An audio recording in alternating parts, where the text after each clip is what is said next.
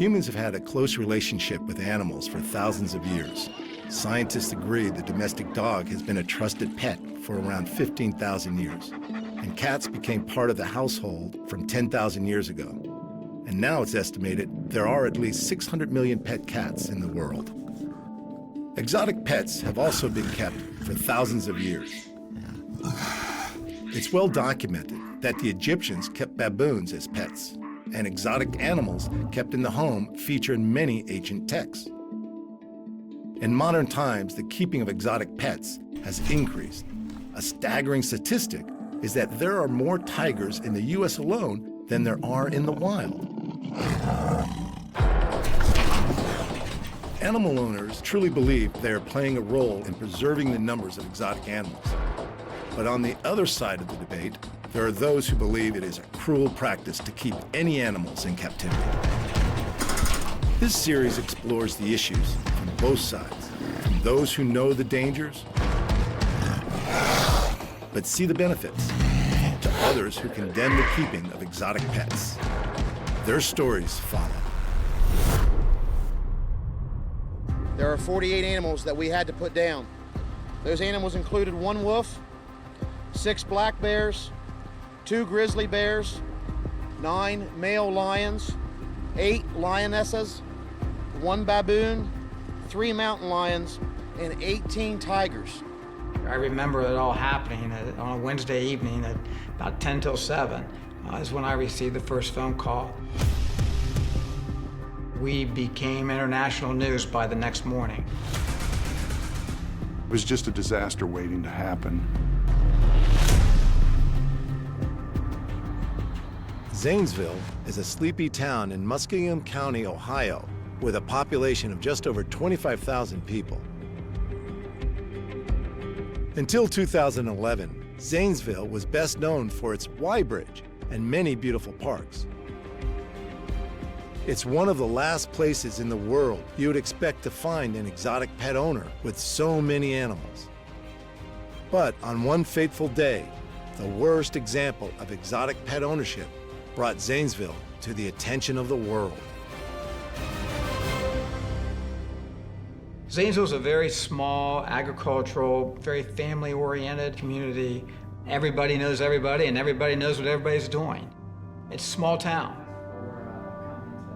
One of these small-town residents was lifelong inhabitant Terry Thompson, a decorated Vietnam War veteran whose main role had been as a machine gunner on a Huey helicopter.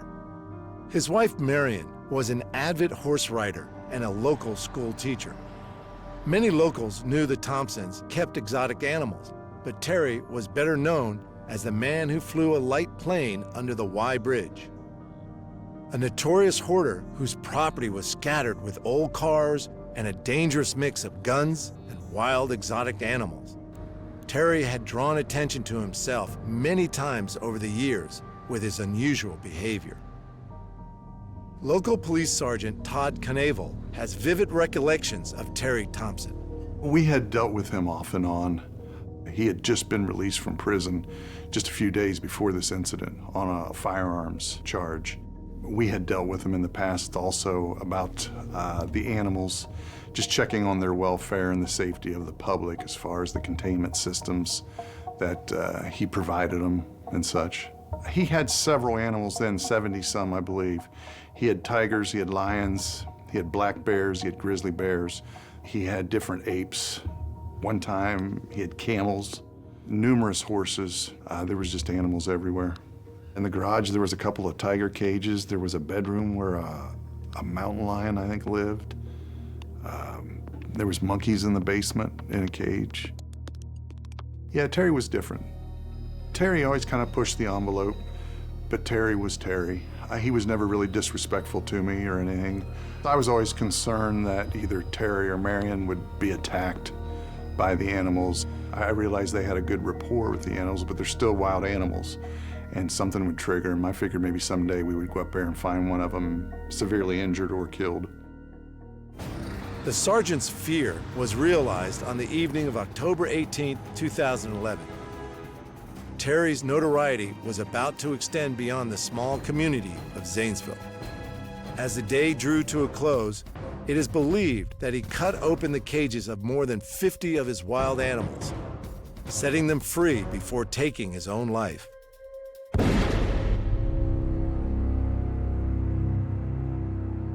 Senator Troy Balderson was born and bred in Zanesville and had been a member of the Ohio House of Representatives since 2009.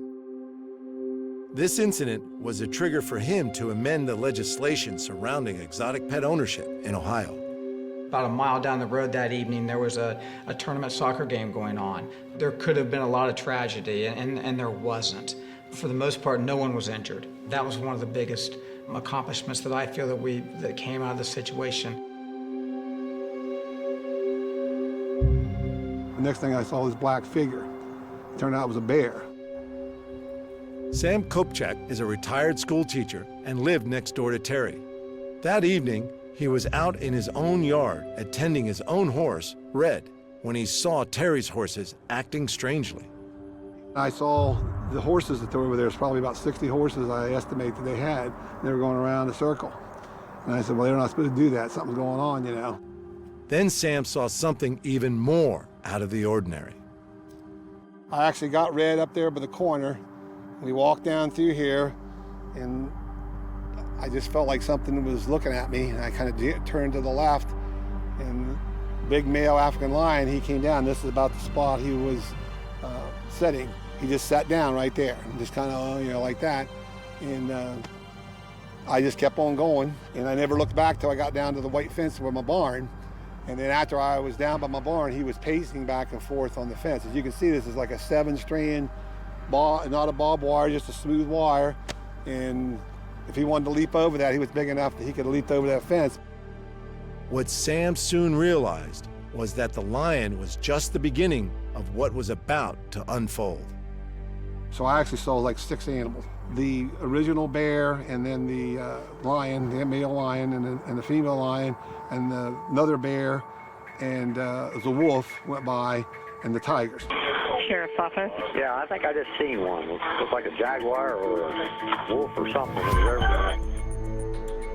I received a call that some of the animals were out. We weren't sure to the extent of the situation, but I was requested to come to the scene. When we arrived, we were advised by one of the patrol sergeants that he had been up in the compound area looking for Terry or Marion and had seen a body laying out in a field. That was our first priority, determine who it was and if they were injured or deceased. We were first approached by, I believe it was 2 tigers come out of a barn towards us, and as they rushed the truck, we were forced to dispatch them. Then we arrived in the area of where the body was, and it was quite apparent whoever it was deceased. There was a white tiger chewing on him.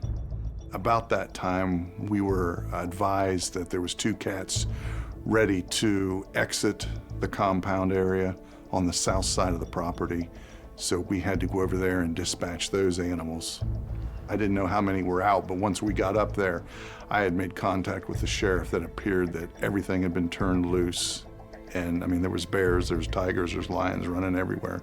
It was a huge concern because it was later in the evening. You know, if it got dark, the only thing securing that property is just a regular barbed wire fence like you would have for cattle or whatever. You know, these animals would have easily cleared that, and in a short time they'd have been in populated areas and injuring, you know, humans. There was some that had escaped the perimeter, but we had set up officers along the perimeter to contain that. I discussed with the sheriff what our situation was. There was no other option except to dispatch the animals. We started engaging the animals at different distances. Some were shot 30 to 50, 70 yards away. But then it came to where we had to go to the barn areas and that because they were in there. And yeah, we had one lioness come at us. We ended up having to shoot her, and she was stopped probably 3 feet from us when she finally went down. Most of us had AR-15s shooting the .223 round. I was concerned that maybe there wasn't enough power, but after we engaged a few animals and saw that, you know, the rifle was doing its job, then I felt a little better that, you know, we could be safe. It was a coordinated effort to try to keep everything safe and contained. Sam became an unwitting bystander to a grisly scene. I saw the deputies pull in, and my first thing was, well, there's going to take more than 2 deputies to take care of this, because if all those animals are out. And I saw a truck, and there was several, probably 4 deputies on the back with the guns, and they drove back there. And within a few minutes, I could hear shooting. It just sounded like a big fireworks display. It just kept on. It seemed like it went on forever. I saw them going across the field, just like hunters, you know, with a gap between them with their guns. 49 animals they killed, and 1 missing, and 6 that were in the house. So it's 56 total animals that were there. It was quickly determined that it would have been impossible to control all these wild animals using tranquilizers. And the decision to use live ammunition undoubtedly saved human lives. To the best of my knowledge, there was 1 tiger left, and the veterinarian there, I think her name was Wolf, she went over and got a perfect shot with a tranquilizer, hitting perfectly where she wanted to. I mean, she, I guess, made the determination how much to give him, you know, how big he was. And he was in the weeds and so forth, and he come immediately charging out of there, and if the deputies weren't there, he'd have probably got her. They had to shoot it. When it comes down to a situation like that, I realize you know, the animals have rights, but humans have more. And you couldn't justify risking human life for the animals. They had to be somewhat scared. They were out of their containment systems, running loose. You just didn't know how they were going to react. You could kind of surmise that he had let them go. But it wasn't until, you know, the investigation was completed later, we were pretty much, we knew that's what had happened. You know, even if you'd found them in some of their containment systems, he cut the fences so that you couldn't recontain them. I'm glad it turned out that no one got hurt. To have that many animals loose, we were just very lucky that we caught it when we did. You're not ready for something like that. We had to deal with what we had to do, and that's why I think they've come out with legislation on this kind of practice. It's not feasible. Safety for the public or for the animals. Immediately following the incident, Ohio ultimately banned the ownership of exotic animals and their transportation across state lines. We don't want to see these animals lose their lives over something like this. They are wild. I mean, these animals are not domesticated. They are wild animals. That's what I kept trying to focus on. That's what I did focus on when we did this legislation. They're wild. We knew something needed to be done. The administration knew that something needed to be done, and we had to stand up and do the right thing for the state of Ohio. And that's what, you know, I had to make that decision also. Challenging as I knew it was going to be. I knew there was going to be a lot of negative feedback from taking on a piece of legislation like this. You know, before I started doing this legislation, I did travel the state of Ohio and going to sanctuaries that, you know, that's the challenging part. There were people that had sanctuaries that were doing it respectfully. You wanted to look at both sides of it, but you also had to take the responsibility to make the right judgment, to set the mind of we weren't going to do this. We weren't going to allow you to have wild animals without certain restrictions that you had to abide by. We had a facility at the Department of Ag that was built out there that took in the people that could not find places for their wild animals. They could take them to the Department of Ag. We stored them there until we could find some place to go. There are good places out there with facilities that are capable of handling these animals, and you know, it's someplace for these owners that can take their animals that they can still have a relationship with. They can still go visit. They can still go feed. I think that was important to a lot of them. You know, it's still there and always will be there, you know, in your mind about it. I'm just so thankful that nobody got hurt, and it's terrible that he had to die. It's a very sad thing. All those animals are buried back there along the road where they buried them. I mean, they dug a big, put them all in there. You see, they laid them all. So that was the bad picture on the internet that made people irate, because all those animals, when you saw that scene, and the sheriff was very upset. They don't know who took those pictures, and they put them out. But I mean, but they had to lay them out so they would know they had them all. And And the caretaker was the one, like I said, that was counting the heads and telling them, well, yeah, we do have them all or whatever with it. But that made it a terrible scene too, because you see all of them lying there, like that. So it wasn't too nice to see. But they're beautiful animals, and you hate to see them get killed. But if you got a choice between the animals and people, you got to save the people, and that's what they did.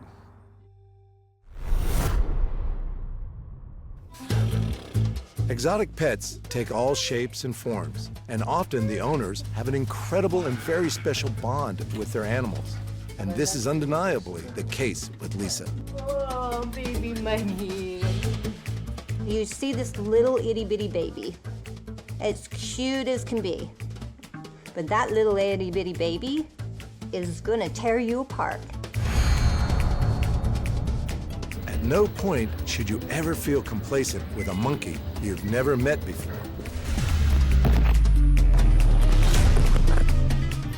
This monkey was only after the owner's camera, but it's an intense reminder this is a wild animal.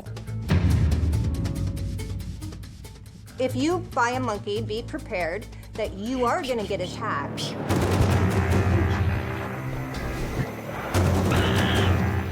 Lisa and Mugwhy have been friends for 24 years, a commitment that's incredibly rewarding, but also very demanding. Unless you're an educated monkey owner, you're in for a disaster. Every single monkey bites, and it's gonna bite you, no matter what you do. So, a monkey has to be tamed, and then it can be trained. So it's a process that you have to go through, and it takes a lot of taming to become a good monkey. When you have a good monkey, it's easy to make new friends. But if your monkey is a little wild, it may bite strangers. Many vets will only examine a monkey when it's sedated to avoid any unwelcome wounds. When these animals hit 6 years old and start going through puberty, they can become wild, vicious, dangerous animals. The training that they've often learned, the domestication they've learned at that early age, that pretty much goes out the window, and you're dealing with literally a whole different animal. Monkeys frequent the tourist circuit in Thailand, and they may seem super cute, but you always need to keep your guard up and pay attention to what may become aggressive behavior. Don't be deceived by their so-called friendly antics. These monkeys are wild. A lot of these animals carry diseases that are communicable to people. They're called zoonotic diseases. And a zoonotic disease is any disease that can be transferred from pet or animal to person. And some of the diseases are quite serious. Non-human primates carry herpes and monkeypox and Ebola. So again, if you don't know what you're doing, sanitation, care, so forth, then that's something that you can take on, or a family member or a friend who's visiting, because the disease is now spread around your home. You have to step back and look at all that's involved, do your research and education, depending on the pet and what's involved. The take-home here is never should it be taken lightly, owning an exotic pet, regardless of the size or the species. We still have monkeys in the United States that are carrying disease. Probably only a third out of the 40,000 monkeys out there and growing each and every day, they are not vaccinated. We've been vaccinating these monkeys for years and years and years. And we do a serology test to screen everything imaginable that they could possibly have. This isn't a pet for someone keen on owning a low-maintenance animal. Monkeys can be a handful. She's very calm though. She'll sit and she'll watch a movie with you, have some popcorn. She doesn't get into a lot of things. She used to when she was 2, 3, 4, 5, 6, 7. So over the age of 12 to 13, then they really start to be a part of your life. Capuchin monkeys reach maturity around 5 years, at which point their personality can become even more demanding and potentially aggressive. If you're the prime carer, you really need a lot of training to make sure the relationship stays on track. She is 8 pounds. So that 8 pounds coming at you full force, that's a lot of monkey there. Really, seriously, it's a lot of monkey. She's strong. monkey on the attack is a situation to be avoided at all costs. However, for Lisa, this inherent wild animal instinct saved her life. They're very smart, yes. I was attacked. I came home from work and I was attacked in my garage, and my monkeys saved my life. A man had grabbed me from behind. Inside my house, on the second floor, they have their 2 monkey rooms. And if it wasn't for all 4 of them that came downstairs and attacked him, I probably wouldn't be alive today. All I gotta do is give her one sign, and it's she becomes the wild animal that everyone sees. I love her to pieces. We are 2 people that are inseparable. Capuchins are most notably renowned as pets of organ grinders, and were in fact introduced as exotic pets from their home territories of Central and Northern South America. These mischievous rascals certainly kept the audience entertained. Plus, they had the ability to carry a cup around to collect money. From this, their popularity grew for those wanting an unusual pet. There's pros and cons where exotic pets are concerned, because our biggest problem is the caretakers and owners that own them don't have the education that they need. Lisa has trained around 3,000 to 4,000 monkeys, often referred to as the Monkey Whisperer. Lisa is the go-to person if your monkey is misbehaving. When I take her to train other monkeys, she helps. You know, it's great for the other monkeys to see that they can actually be loved, that they can be touched without being hurt. Or, you know, the mistakes that these owners make by using gloves and using weapons and the shock collars and things like that. I mean, it's still going on today. Owning a monkey is a commitment for up to 30 years or more. While capuchins are the most intelligent of the New World monkeys, in the human world, they are like toddlers. But that's how naive these people are. They think that they're humans and they can treat them as humans. But they're wild animals. They have to have a habitat. Not a little tiny bird cage, a habitat. So they can be free. They can jump, they can climb, they have things to do all the time. Muggy's surrounded by so many. You know, they need their own kind to be able to communicate, to socialize, to groom each other. That is a healthy animal in captivity. I have a huge facility. A lot of people have come to my door and dropped their monkeys off. A lot of them came that way, and all the monkeys that are there have either been injured, they've been rescued, or they've been dropped off. You have to be a very experienced person to have a primate. It's a huge responsibility. I do believe that any of the larger monkeys should not be kept as, quote, pets. But I do not call them pets, I call them companions. These devoted companions may need a lot of ongoing training, but just like humans, they are always capable of a little monkey business. I studied animals. I studied monkeys, their data, the brain waves, their anatomy. And because they're so human, you open her up, she's just like me. You know, so it's so beautiful, a creature that can do anything that we can do. I mean, she started my van, and her and Madeline ran it into my house in the garage. So this is how smart they really are. You know, you cannot turn your back. Mugwhy may be a troublemaker at times, but she also knows when to be well-behaved, especially when there's the opportunity to go toy shopping for her birthday. But first, a quick sketch as a thank you gift. After all, Muggy is a very polite little monkey and doesn't want to turn up to any event empty-handed. Her name is Mugwhy. Mugwhy. Hi, Mugwhy. Happy birthday. She'll be 24. Oh, 24, that's amazing. What? This is for you. She painted it. Oh, are you kidding me? That is awesome. Outstanding. Oh, nice. Thank you. That is really cool. She painted it. Ron may not have a monkey in his store every day, but he's certainly keen to help Muggy find the best present she's ever had. Yeah, we're good. Let's go shopping. You like that one? No interest in that one. No? Okay. No. When it comes to shopping, Muggy is a girl who knows what she wants and certainly loves all the attention. Hey! You wanna check it out? Come here. Come here. Oh, Aw, look at the little princess in her chair. Here you are. Look how cute. You got a chair. You ready? Come on. Let's go. All right. We have something like this. Try as she might, Muggy's not listening to Ron's sales pitch for these toys. Up. Let's go. Up, up. All right.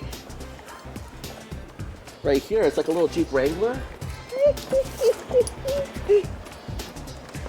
What do you think, sweetie? Oh my goodness. Looks like Ron has finally ticked all the boxes.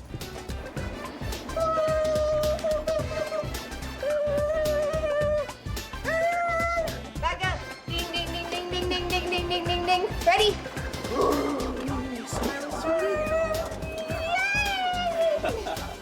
Let's go.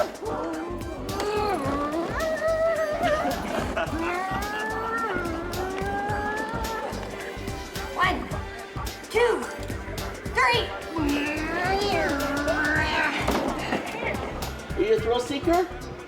Thrill Seeker Yellow doesn't seem to hold as much appeal. However, the scooter looks like fun. Okay, hang on. Got a good grip of us? Ready? You got a steer.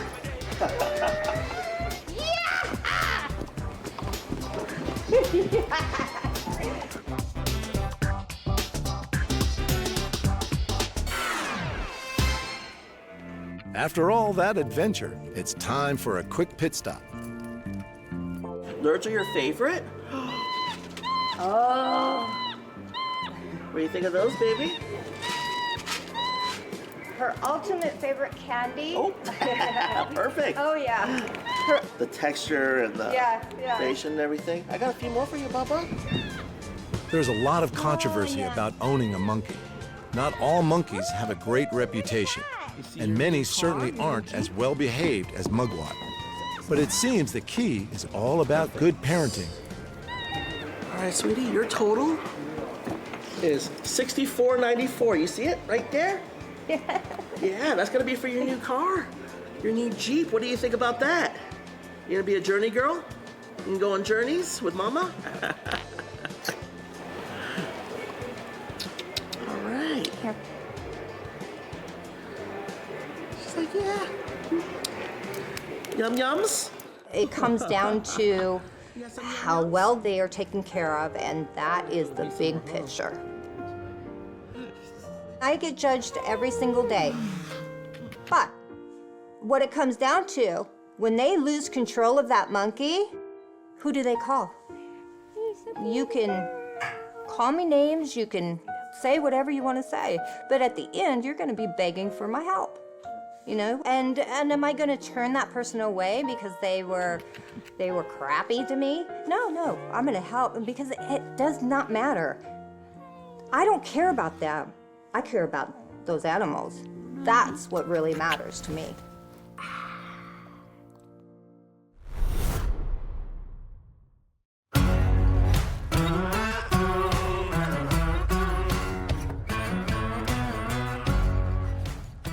The Greater Wynnewood Exotic Animal Park in Oklahoma hosts some of the country's most interesting big cats, and is home to star personality Joe Exotic. Originally, I was born in Kansas, grew up in Wyoming, moved to Texas, was there 16 years, and ended up here when my brother got killed in 1997. We built this facility as a memorial to him because his dream was to go to Africa. I've been doing this 32 years now. Started actually almost 16 years before I moved here. And that's what me and my brother had, was an exotic pet store. And that was where I got my first lion, 16 years before we started this. I have built myself my own prison, because you can't leave here. I went to Walmart 3 years ago, came back and one of my staff members lost an arm. 911, what's your emergency? Hey, this is Bobby at the GW Zoo. I need a helicopter. I've got an employee that was attacked by a tiger. And he's hurt bad. Is it care flight, I guess? We have air back here. Okay. We'll have them head that way, okay? Okay, thank you. You're welcome. That's something that I never, ever want to see again. So I've never left here since. It's a potentially fatal attraction, but Joe's captivation with predatory animals has persisted. Animals has always been a fascination to me. I picked up sick animals when I was little and pretended I was a vet, nursed them back to health, so it's just kind of something I've been born with. The showman side. You know, it's just because I say what most people are thinking, and they're too scared to say it, and I have fun. Anything I do, you can give me a bowl of Cheerios and a glass of milk, and I can motorboat around that bowl all day long. Entertaining, I love to entertain. 'Cause I saw Tiger. Joe's love of entertaining has led him to pursue many careers in the spotlight, which have seen him adopt the stage name of Joe Exotic. Most recently, he's combined his passion for exotic animals with his successful country music career. Singing is kind of an escape from reality to me, and I can write songs about how I feel, the way people act, misery, happiness, and that's just something that I use for an escape.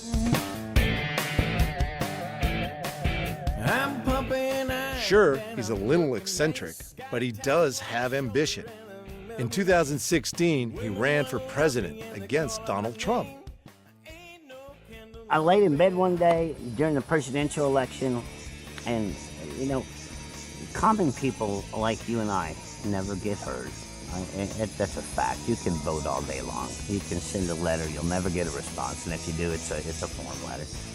So I laid in bed one night, and I was like, how in the hell do I ever have a voice? Woke up the next morning, filled out my federal papers, signed up to run for president, and I learned more in 11 months of running for president of the United States than I did in 12 years of high school.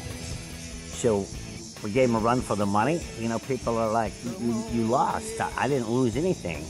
100 million people know who I am. I got my voice out there. I got my opinions out there. I think we won a lot. Give your money away. Joe's first love, however, has and always will be his animals. The first time I rescued a tiger, and I still have her. She's 27 years old. That was my first real connection. And when you help something, there's a much different connection there than if you buy something and try and make it a pet.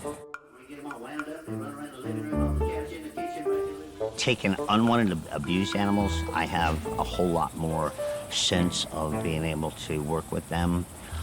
I'm like their savior, and they know that. We are here to educate the world, entertain people, and take care of animals. I don't like the word sanctuary.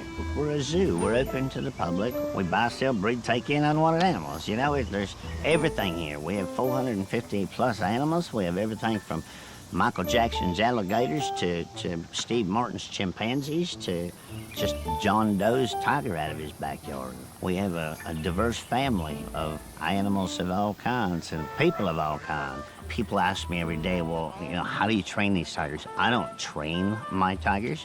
I walk among my tigers. And if they want to be petted, we pet. If they want to be loved on, we love. If they're laying over in the shade or the sun and they have their ears back and they just want to be left alone, they're left alone. The American Veterinary Medical Foundation states that once in captivity, no wild or exotic animal species should be re-released into the environment.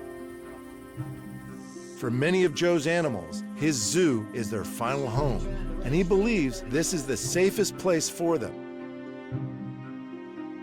The only safe place for an animal in the United States is in a cage, in a zoo, or somebody's yard that can properly care for them. Unfortunately, society in today's world won't allow even a rehabilitated animal to be turned back loose in the wild.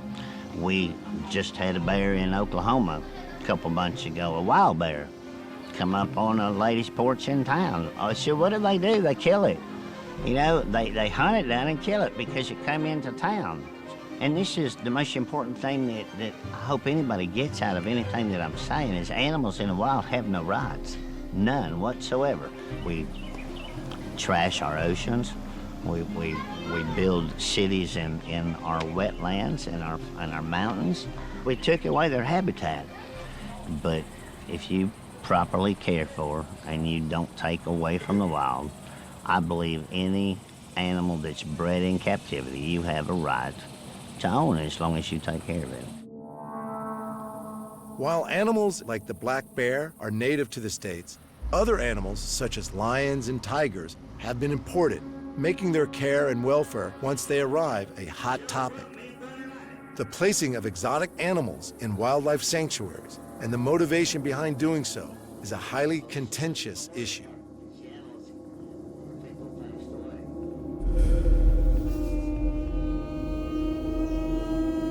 The federal government of the United States, and this is what we're working on right now, has tigers and lions on our Federal Endangered Species Act.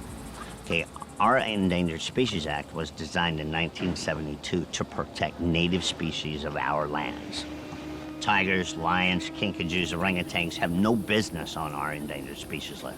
Okay, but put them on our endangered species list, what that has done is, you know, private citizens are not allowed to possess, own, breed, interstate commerce, which means sell across state lines or anything like that.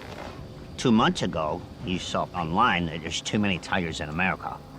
A month later, we put them on the Federal Endangered Species list. In the meantime, they ship a circus tiger in from Peru to America and 13 lions from another country. Somebody's got to make up their damn mind. Have we got too many in America? Do they belong on the endangered species list in America? And why are we shipping them in? Because it makes good rescue stories. We rescued a tiger from Peru, and we need to raise $33,000 to care for this damn thing. And they euthanized it 6 months later because the money train ran out. As yet, there's no central database or requirements for exotic animal owners to record and report on the disposal of animal bodies. The recommendation is for the bodies to be cremated to ensure animal parts don't find their way onto the black market.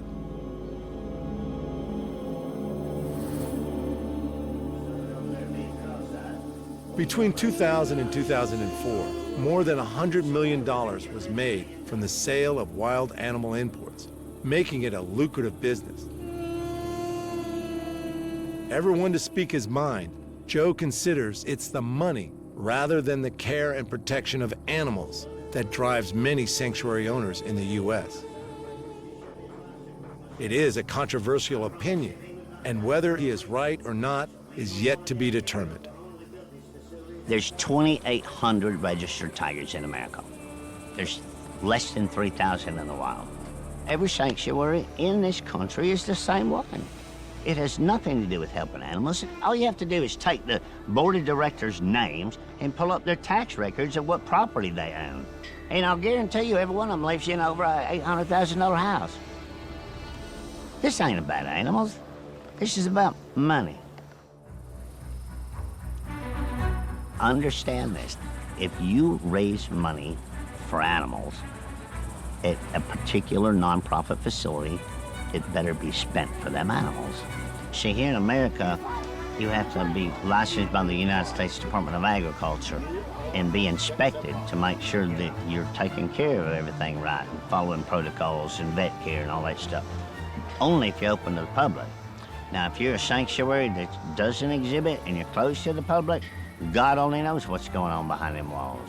Okay, and see, that's another problem with most of these sanctuaries and these organizations is they want animals in sanctuaries with no contact. How would you like to be thrown in jail and never touched or never loved on? As much as Joe loves his animals, they remain at heart wild and unpredictable creatures.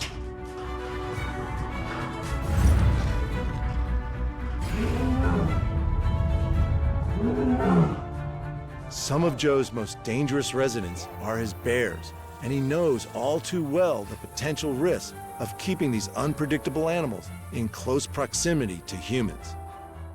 I've not had good encounters with bears. We actually have 4 grizzlies here and 3 black bears. They're just as personable as any other animal. Ozzy, who is our largest grizzly bear, will sit up and give you a high five and French kiss you and everything else. Ozzy came from Kansas, and back in the early 2000s when Kaylee Hildebrand was killed by a tiger getting her senior picture taken. Kansas panicked and passed some laws that made it illegal for private owners to have animals, and that's where Ozzy arrived to us from. Was a private owner who just had some exotic animals, and this bear loved that guy. And when he arrived here, he was probably 6 feet tall, standing up on his back 2 feet, and this guy walked him around the park just like it was a dog.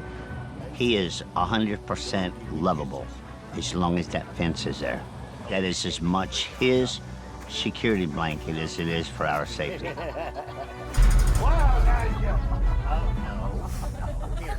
I've been in with him. He's 100% different bear. He weighs about 1,400 pounds.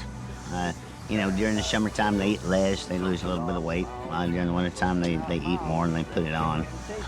For a Syrian grizzly, he's pretty large. Bears are not as predictable as a lot of animals are, in my opinion. Bears is something that I've really never specialized in working with because they're just so moody. I had a black bear at one time that we raised called Little Bear, and she grew up in the gift shop years ago. And she got out of her enclosure one day and went back to the gift shop and decided to wreak havoc in the gift shop because she was playing. Everything on the shelves had to come off the shelves. And I put a harness on her and went to walk her out. And bears are much different than tigers. When they lay their ears down and they do that, you're gonna get bit.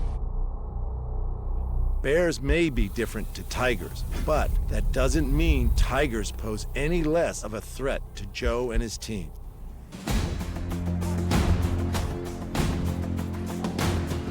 There's days they don't feel good.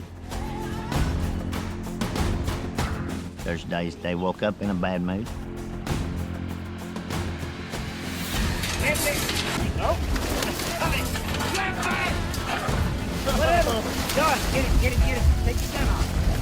Like I said, I've built myself my own prison. If people think that you do this because you're getting rich, they really need to come work here. You can't leave. I wouldn't change it for the world. I have a goal in my life, and that is to be somebody and accomplish something. And that's the way I was raised, and that's what I'm gonna do. I saw my brother killed at the age of 32 years old. I buried my first husband here at the age of 32 years old, and I'm gonna leave this world leaving my mark. I've dealt with so much death in my life, and life's too short to get tied at. So my personality is, I laugh all the time.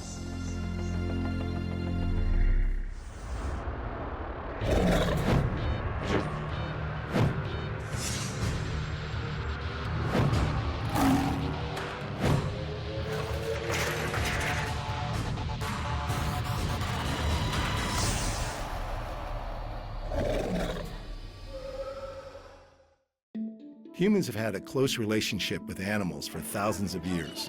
Scientists agree the domestic dog has been a trusted pet for around 15,000 years.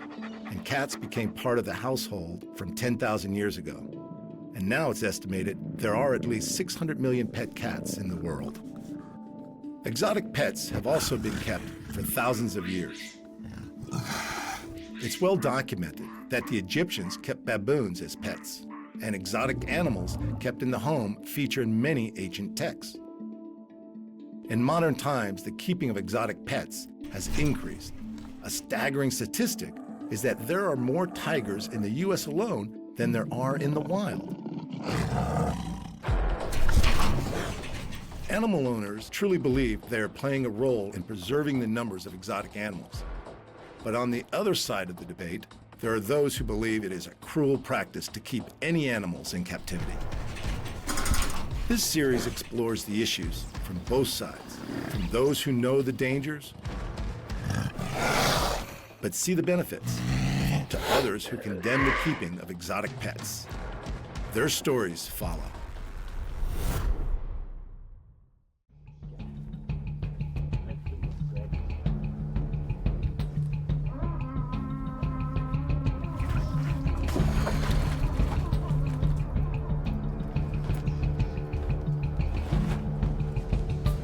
His mum actually has put me in hospital for 24 hours, where she bit me when I was feeding her and damaged a tendon. And if I release any pressure off him, he will know that, he'll feel it, and he will then react to that. Extremely strong, extremely strong. You can stress him out too much, yeah, but when he's that little, he's okay. Because they're not going to attack you just because you're there, but if you land on and get too close, it's like anything, you're in their space, they're going to let you know. But look at that, it's beautiful, isn't it? Yeah, okay, okay. I might put him back so he doesn't stress out too much. Australia has a reputation as having some of the most dangerous animals in the world.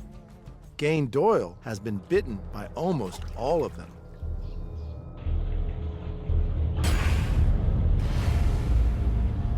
I'm not pulling out the other olive though, because then we'd have a lot more bloodshots.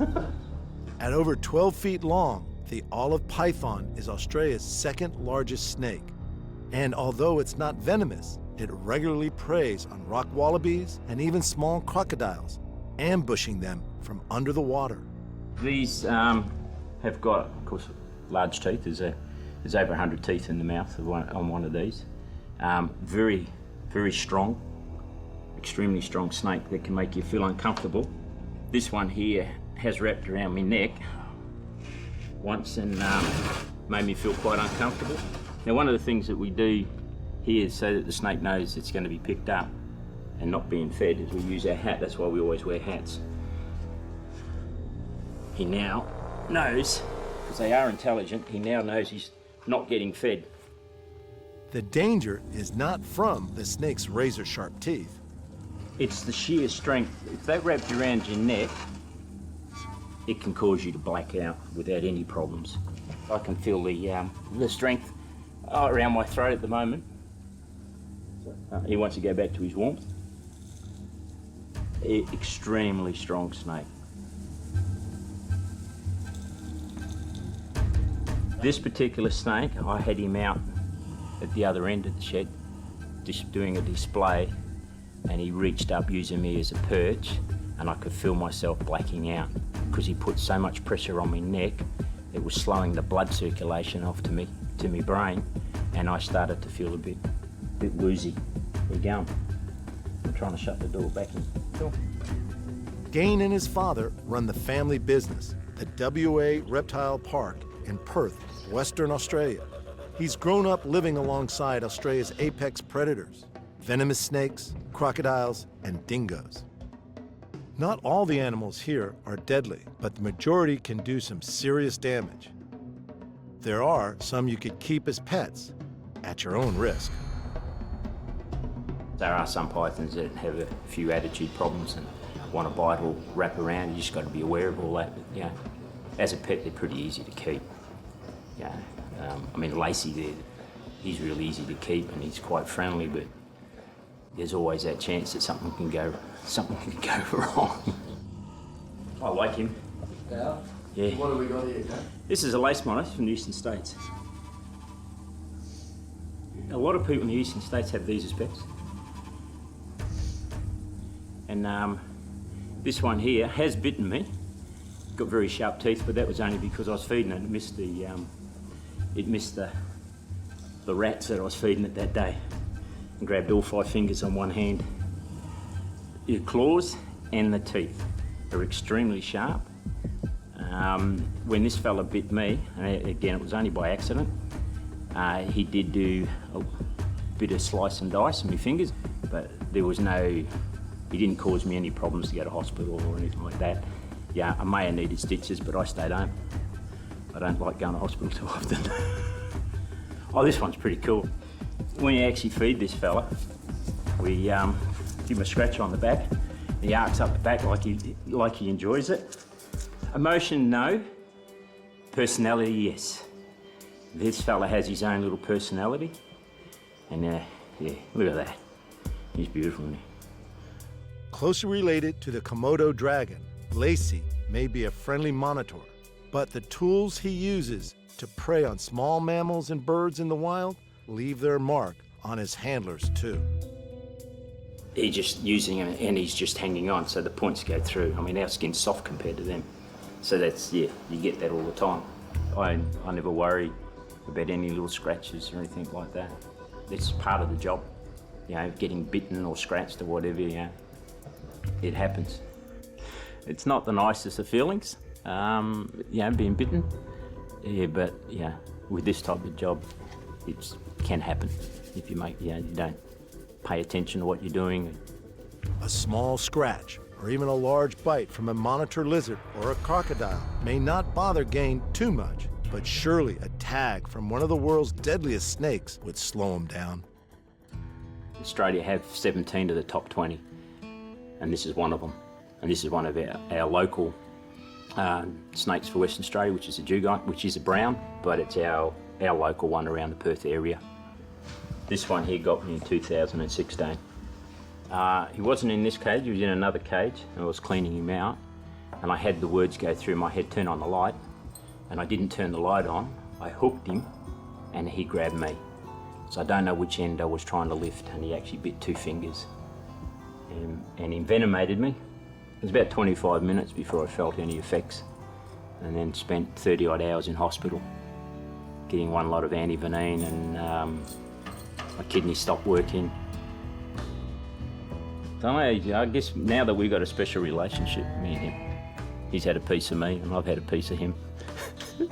It's just extremely nice snake. Not only does Gain still consider the snake that could have killed him to be an extremely nice snake, he takes full responsibility for the incident. He knows only too well how serious the consequences can be if you make a mistake with a deadly predator. If you get too, a bit blasé or anything like that, and you take your brain out of gear, you can make a mistake. And every now and then you do that, and some can be fatal, or you can end up being crook. I mean, I've made 2 mistakes with 2 venomous snakes in 40 odd years, and it's knocked us around and all the rest of it. But my fault, not the snake's fault, because I was choosing to do something that I shouldn't have done. While it's certainly unconventional, Gain forms rewarding bonds with animals that many would never consider having as pets.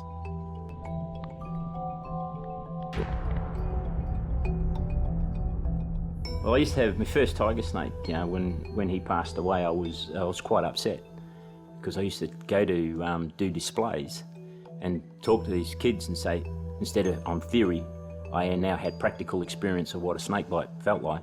This was the one that did it.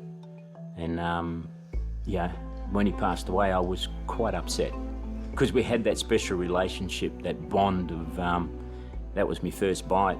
Again, that was my fault, but it was still okay. I'm now one of the people that had been bitten by a venomous snake and survived.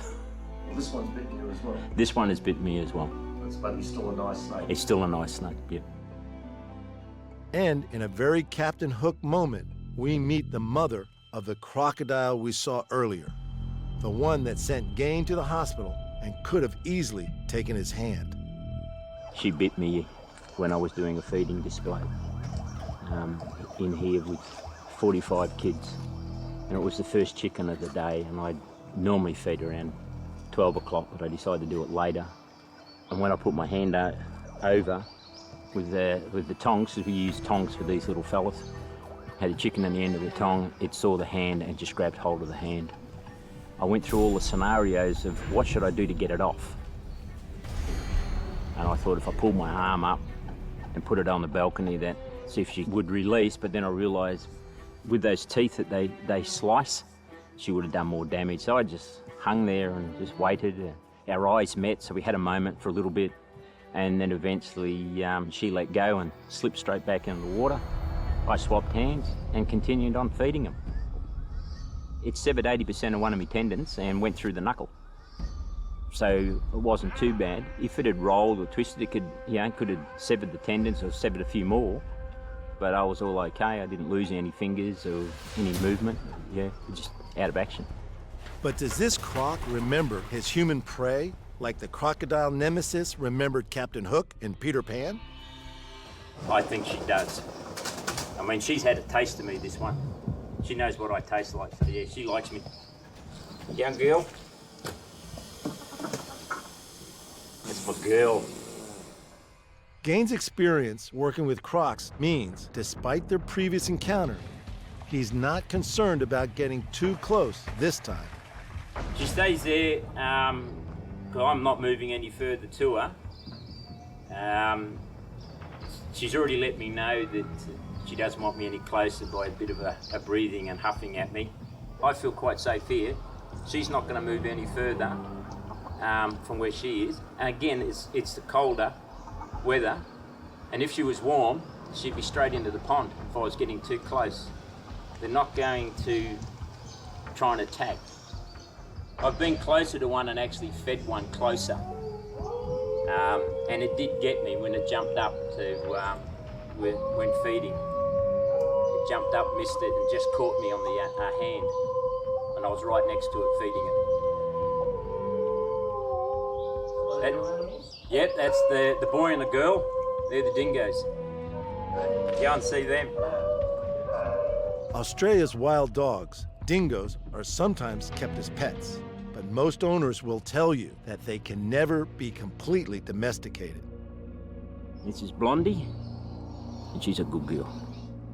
When we first got Blondie, she broke out of her pen. She found a very small hole, about 6 foot off the ground, and climbed out. But she's so blonde, she showed me where the hole was so I could fix it. Didn't you, girl? Hey?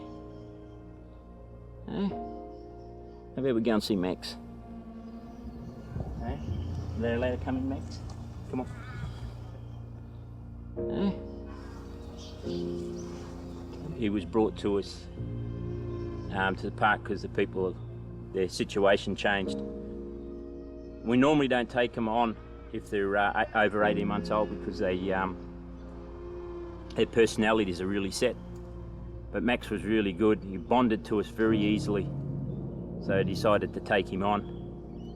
I don't 100% trust him, but yeah, I can pick when he's not right. Come on. Hey. The only thing with dingoes, you can't train them.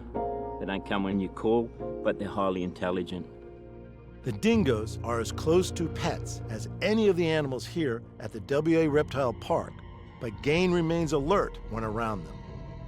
They still have that killer instinct. They'll still knock off other animals. Yeah, people do have them as pets, but they just got to be aware that they're totally different. If you really bring them up right, they are extremely nice pets. But you just got to treat them nicely, because they don't ever forget.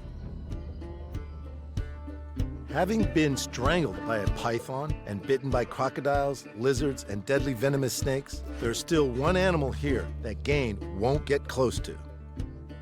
I never trust a wombat. Never turn your back on a wombat. They are dangerous. It's automatic, get out. Especially the males, breeding season, they change and they will attack. And they jump up, and it's pretty dangerous for a bloke because they can jump up about 1 metre high, and if you're facing a wombat and it jumps up 1 metre high and grabs what you don't want it to grab, it's gonna hurt. It has happened in the eastern states. Bloke had a lot of microsurgery, but yeah, no. I'll go and play with a croc any day.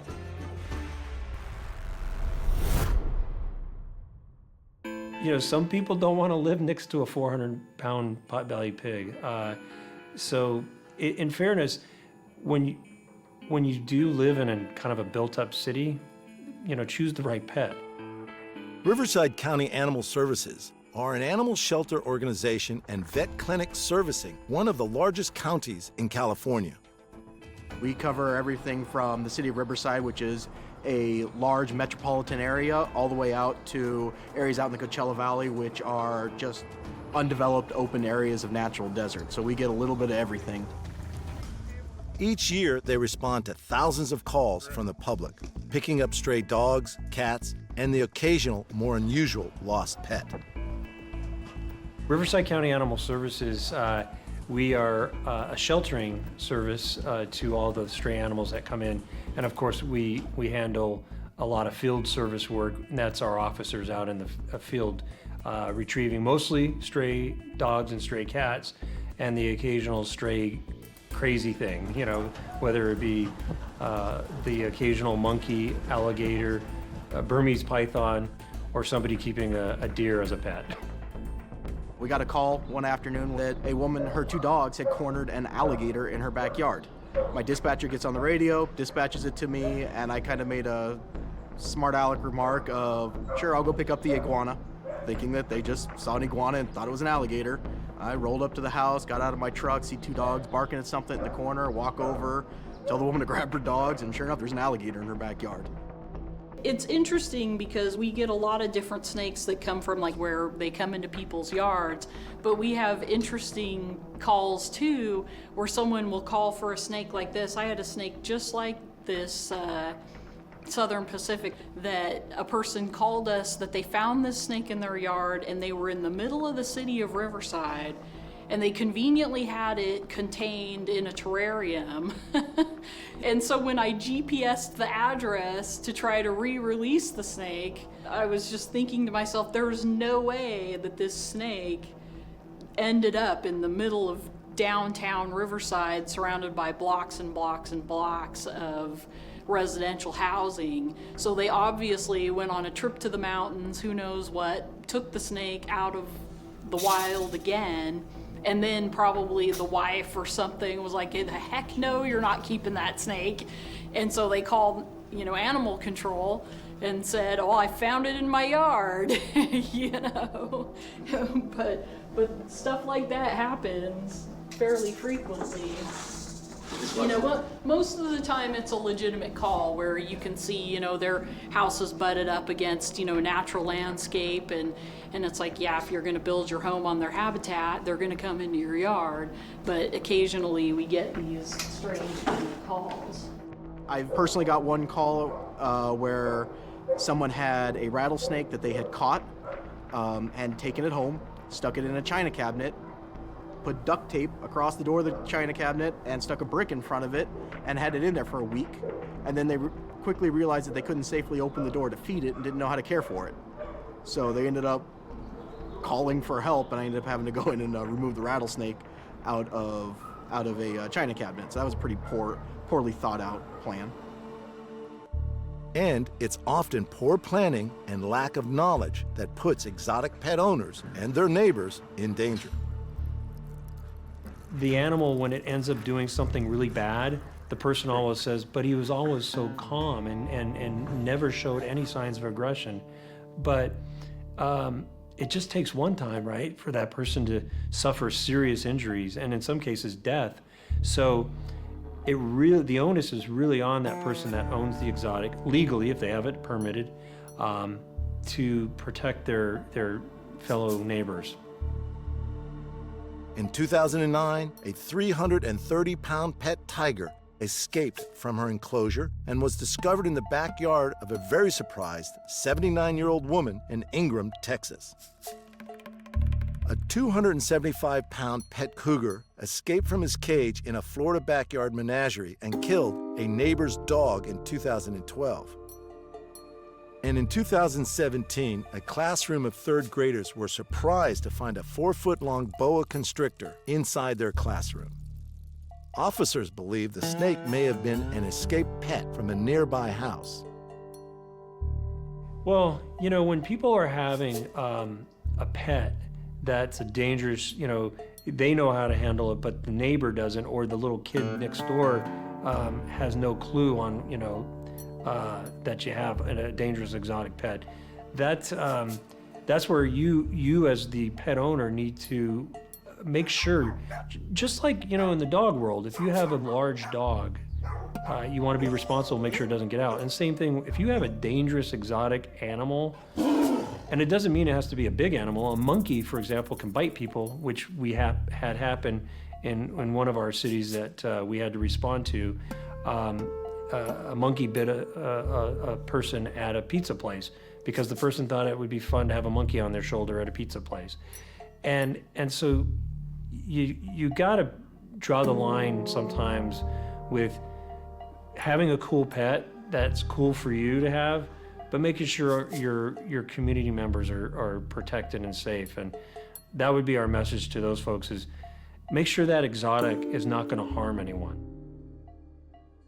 One of the most common exotic animal escape artists is the snake, and the Riverside team are often called to retrieve venomous reptiles from suburban areas. So both of these guys are from the local area that were brought in by our animal control officers, and I keep them purely for the purpose of using them for training, for rattlesnake safety and handling. So this one is a western diamondback rattlesnake, and how we came across this one was that there was a woman in Palm Desert who had to be put into a care facility, and when they went in to get her out of the house, she had this snake in an aquarium in her house, and it was a little 10-gallon aquarium. The snake was a really tiny little baby, probably just born that year, and so it was a little 10-gallon aquarium with a fish toy in it, like you would see in a fish aquarium, like a sunken ship toy. So she was trying to keep it as a pet. And so because we don't know the exact location of where it came from, you can't just take it and relocate it and throw it back outside. So for us, the only options are either, you find a home for it with a research facility, or maybe an educational institution. Otherwise, it has to be euthanized, unless we know of the natural area where it came from and we could relocate it within its home range. While Kim provides Riverside officers with venomous snake handling training, there's no way they can train for every possible animal encounter. Burmese python is a common home pet, or at least in the state of California it is. Another county officer, she got a call in the middle of the night that a 30-foot snake was going through this person's front yard. She shows up on scene, calls me in the middle of the night, wakes me up, and says, "Hey Dylan, I need some assistance. I have a 30-foot snake." So I thought she was just joking with me at first, and sometimes we joke with each other and give each other prank calls and stuff like that. But I made it down there, and sure enough, there was a large snake under these people's, I believe it was a eucalyptus bush that was going alongside the fence line. All I did was grab it with a catch pole, got that around its head. The snake obviously coiled up around the pole, and then we just carried it to the truck like a rotisserie rack. One person on one side, one person on the other side, and we put it in the truck like that. We'd let go of the loop, and it hung out in the truck for the way back. A lot of the training for some of these exotics kind of happens like that moment in time. You don't really respond to a domesticated deer call every day. When it comes to like a Burmese python, it's, the officers, they're really good with their control stick, or the catch pole as it's known. Some of these are just really kind of bizarre calls that they just have to use their instincts. Bear in mind, the officers are dealing with some of the most vicious dogs that you might see walking the street. Some of them are bully breed dogs. Some of them are very aggressive. And these officers don't scare easily. In fact, I think the Burmese python scared that one officer more so than a large pit bull coming at her. Those are just such weird, odd calls, and you don't really know how to handle the Burmese python, and you don't want to get choked to death. So those types of calls are sort of like, you learn as you go sometimes. Every call out comes with a risk, and Riverside officers can just never be sure what they'll encounter when they arrive at a scene.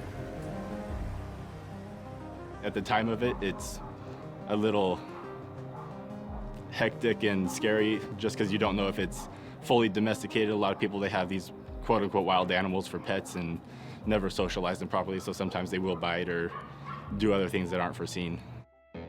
Much of what Riverside County Animal Services does also involves educating the public about choosing the right pet and then providing that pet with the appropriate care.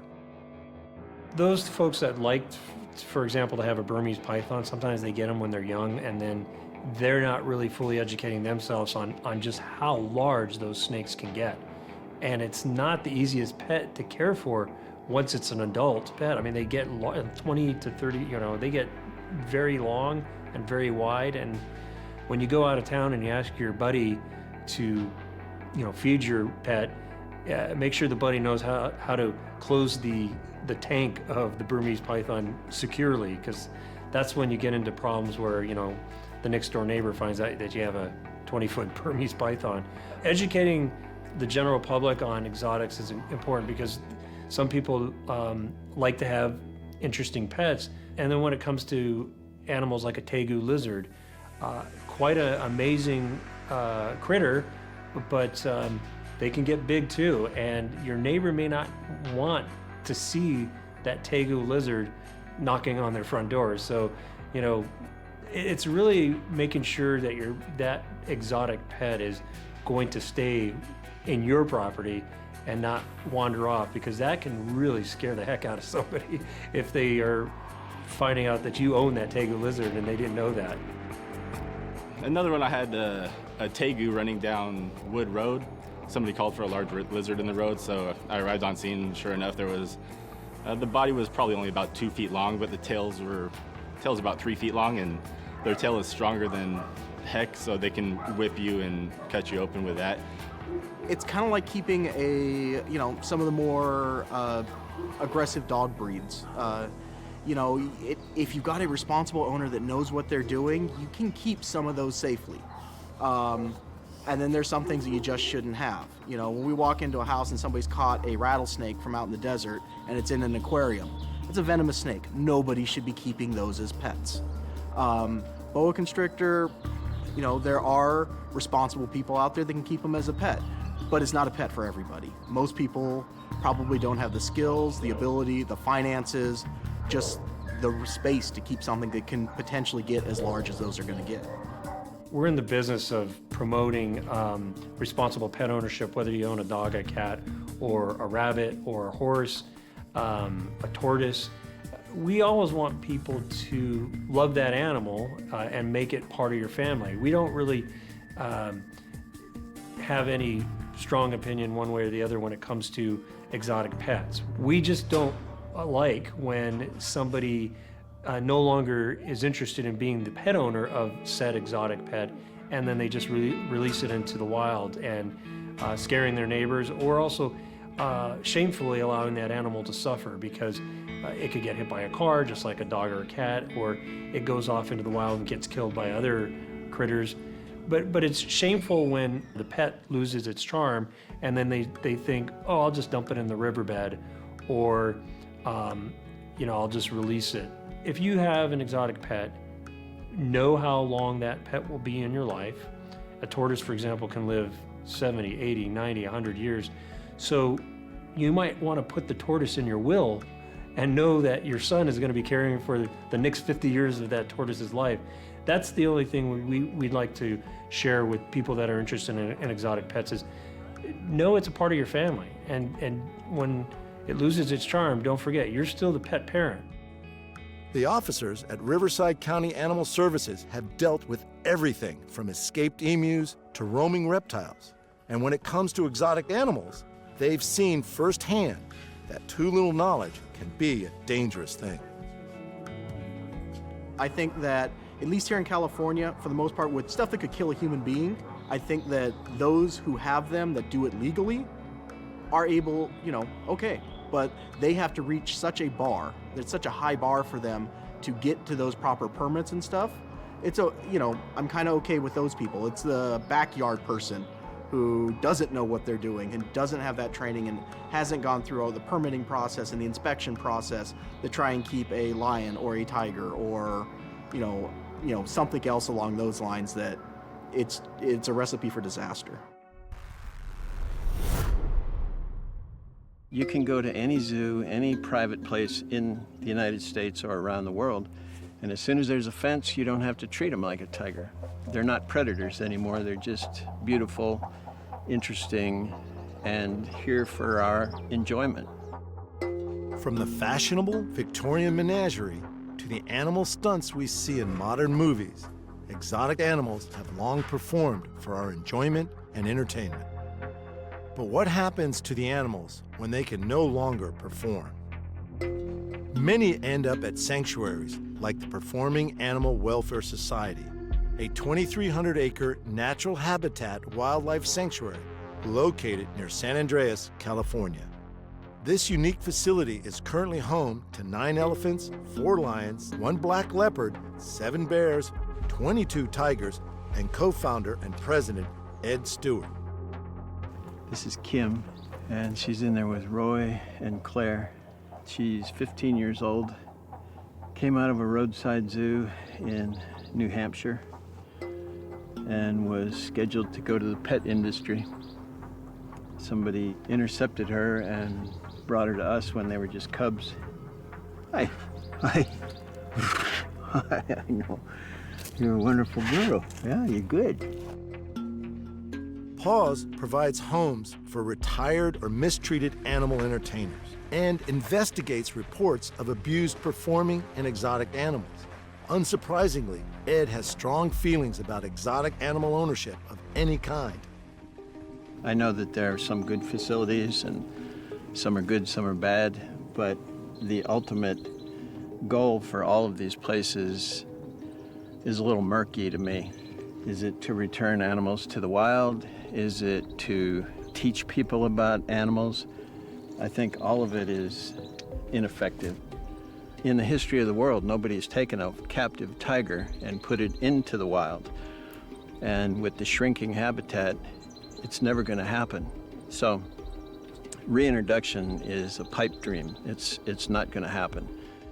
And while some may argue that captivity is a valid way of preserving a species or educating the public about conservation, others, like Ed, believe that captivity changes an animal to the extent that it is no longer anything like its ancestors. Our mission is to give the animals that we take the best life we can give them, knowing that we can't give them a normal life. We can't give her a natural life. She's 15 years old and she has never had to catch her dinner, never had to hunt for her food. We have provided everything. You put an animal in an enclosure, whether it's a big enclosure or a small enclosure, you have totally changed their life. She's an apex predator. She would hunt almost constantly looking for enough food. She would be raising babies. She would have an incredible responsibility in the wild, and she would rely only on herself. Their natural history is so ingrained in them to perform their duties, and you take all that away in captivity. As soon as you put a fence up, you create disrespect for that animal. It's something of a contradiction for Ed. On one hand, he's against keeping wild animals in captivity. On the other, he keeps captive animals. We're honestly looking at these animals every day. We really want to do the best we can for them, but the best thing you can do for them is not promote it in captivity, because they're just not designed to live captive. And it's a black and white issue. So we don't look at her or him like a tiger. We look at him as an individual. They're so far removed from a real tiger in the wild. We know we have to do absolutely the best we can for them and give them the nicest place we can to live and the best vet care. But if we had a breeding pair, I would be heart sick if I was the one responsible for creating a litter of baby tigers that would have to live their whole life in a cage. You know, it's just basic freedom for a tiger to be wild. Paw's Director of Veterinary Services, Dr. Jackie Guy, has the job of ensuring that all the animals are kept healthy. Many of the problems she sees are a direct result of captivity. Animals in captivity, especially wild animals in captivity, can develop all sorts of problems that are unique to captivity that aren't found in wild populations. So as a captive wildlife veterinarian, I would say probably 95% of the problems that I'm seeing in my patients are related to captivity in one way or another. An example of that is, this is a tiger. These are radiographs or x-rays of a tiger's spine he's an adult. He's not an old man by any means, but he's a mature adult. And he's got significant arthritis that, would not be seen in a wild tiger. This is an early onset of really severe arthritis. And the problems Dr. Jackie sees associated with captivity are not just physical health issues. Confinement is very hard on animals, regardless of the size of the cage. Being confined brings with it all sorts of challenges for especially formerly wild animals or wild animals. Wild animals are not domesticated. In other words, they're not used to being held captive. And so there are instincts that they have that are they're not able to express. And that leads to frustration. It leads to a lot of behavioral problems, a lot of anxiety and stress, which sometimes they'll end up pacing or tossing their heads or doing various repetitive behaviors. And we've all seen that. We've all seen a pacing bear in a cage or a tiger in a cage. That's abnormal. They don't do that in the wild. Also, a really sad thing is when an exotic animal begins to self-mutilate or damage itself, pull its hair out or pull its feathers out. And that's an unfortunate consequence of stress, of being in captivity. Winston, one of the sanctuary's current bear residents, has only recently stopped displaying those telltale signs of captive boredom. Captivity, it's a challenge. When you look at California mountains, that's where they should live. The Smoky Mountains, Florida, they're all over the United States. And when they're in captivity, a lot of times, they're one of the worst pacers, one of the worst at rocking their heads. They just don't have anything to do. As former pets or performers, the animals here are accustomed to being around humans. And many involved in the exotic animal ownership debate believe that they should continue to enjoy human companionship.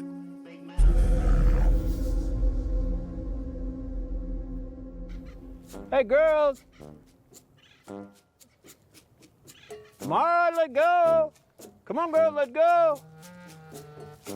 Come on, Tika.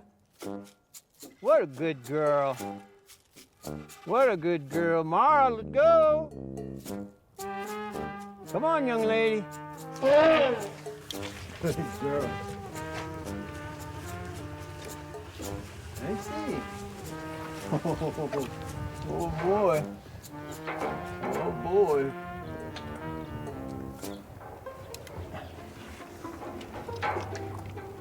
See their teeth, they're made for eating.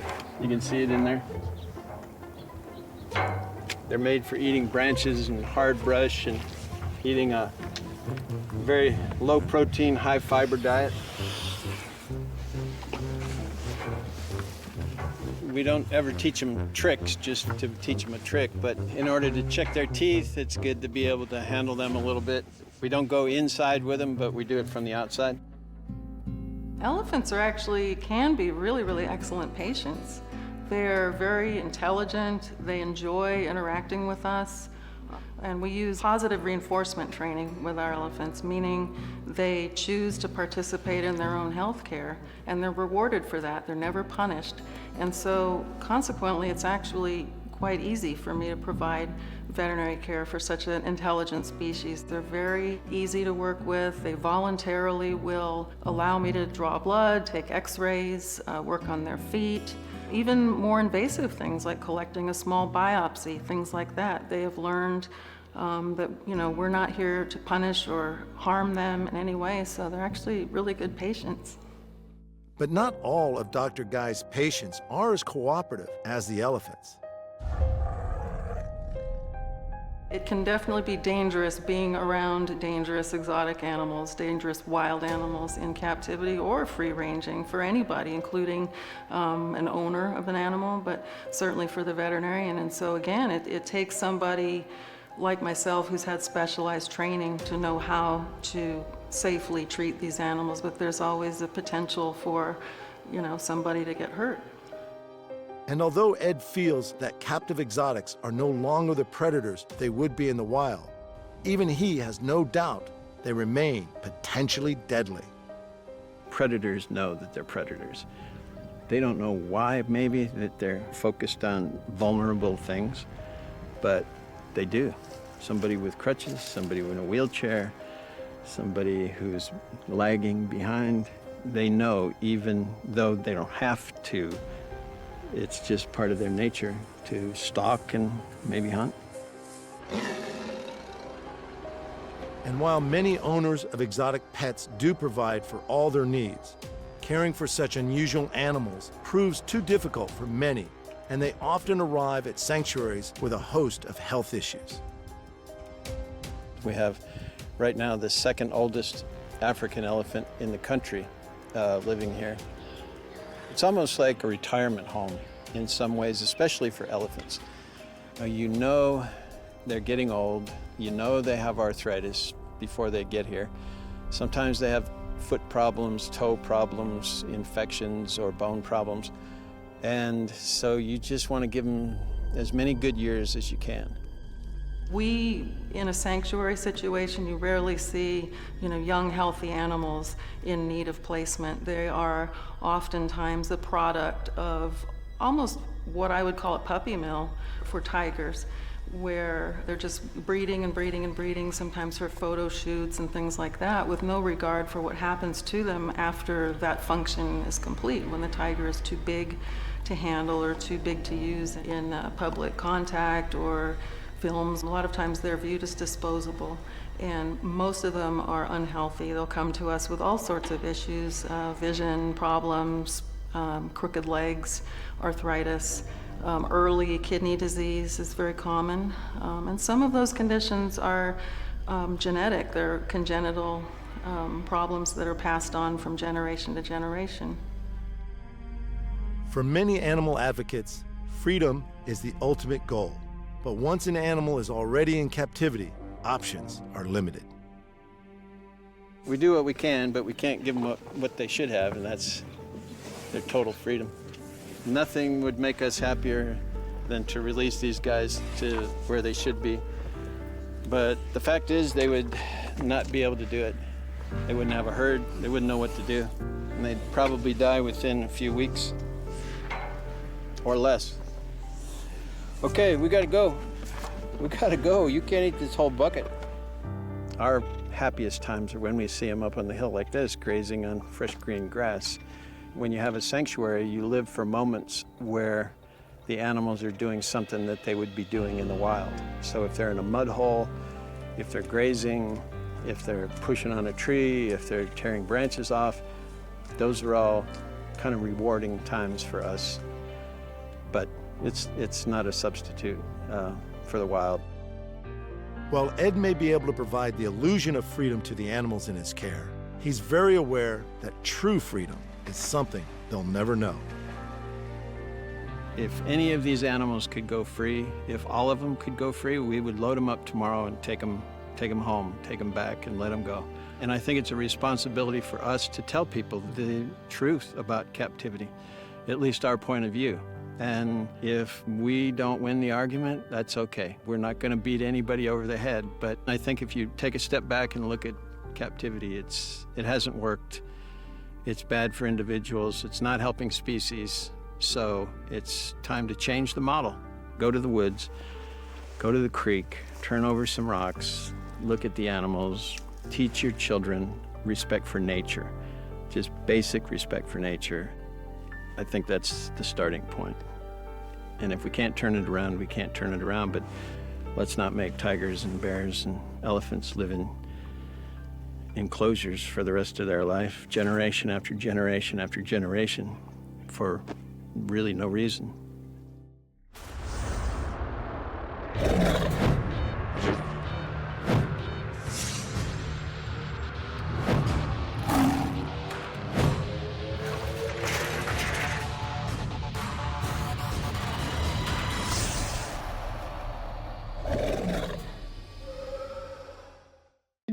Humans have had a close relationship with animals for thousands of years.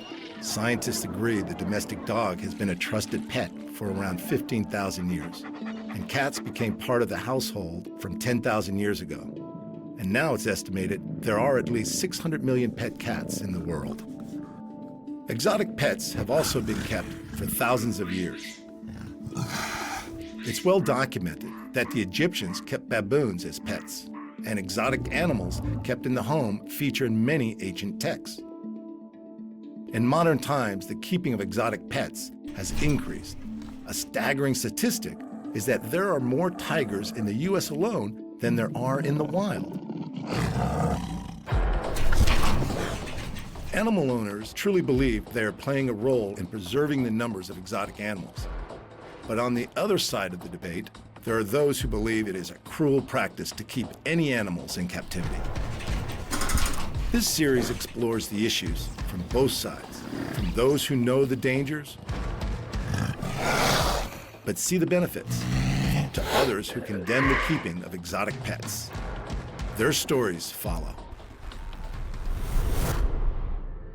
In Abney Park Cemetery, North London, there is an unusual gravesite, a sleeping lion, a memorial to Frank C. Bostock. Frank was a showman who toured with exotic animals throughout Europe. In 1893, he moved to America and connected the masses with these amazing creatures. He is credited as being the first person to bring a pet lion to the U.S. Frank was known to have been mauled several times, which is thought to have contributed to his early death in 1912 at the age of 46. Was this where the owning of great cats as pets began in the U.S. and continues to this day?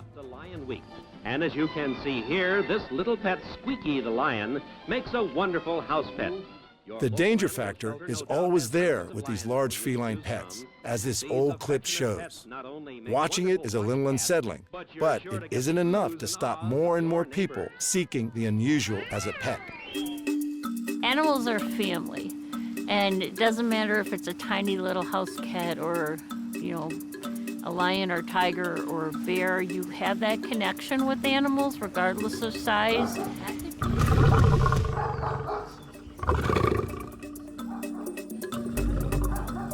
When I was young, I used to think I could save the world.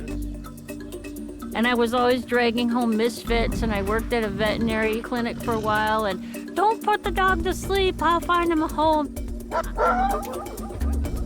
Jill Carnegie's passion to save animals has become her lifelong mission. But her focus is not just about rehoming the neighborhood dog. In the town of Sharon, Wisconsin, the Valley of the Kings Sanctuary is home to a large variety of exotic animals. Abused, abandoned, retired, and injured, these large pets aren't for the faint-hearted. And for Jill, having a rebellious streak has led her to this amazing work. When I was a child, I was always dragging things home and getting into trouble. My mother hates animals. She's 96 years old, she's still alive. And we had many, many discussions about animals, and I ended up getting married young when I was 17 to basically get out of the house. And I married a guy because he had a horse, which is really stupid. But, and then we ended up here. I divorced him in '96 and then remarried Jim, who loves animals as much as I do. We've been married 20 years now. Jill and Jim are dedicated to looking after the welfare of their animals. Sanctuaries are common in the U.S., so there's a need to rehome.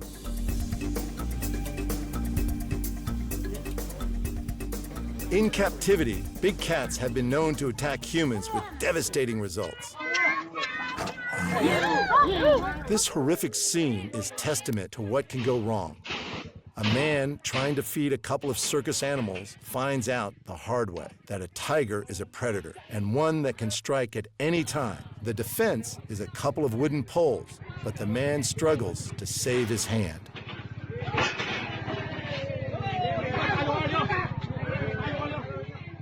From minor injuries to permanent disability and even death, it's never wise to assume a big cat is a tame animal, no matter where you might find it. In Jill's sanctuary, there's no crossing of the boundaries, even if one of their residents was once a family pet. This is Janie. She's grumpy.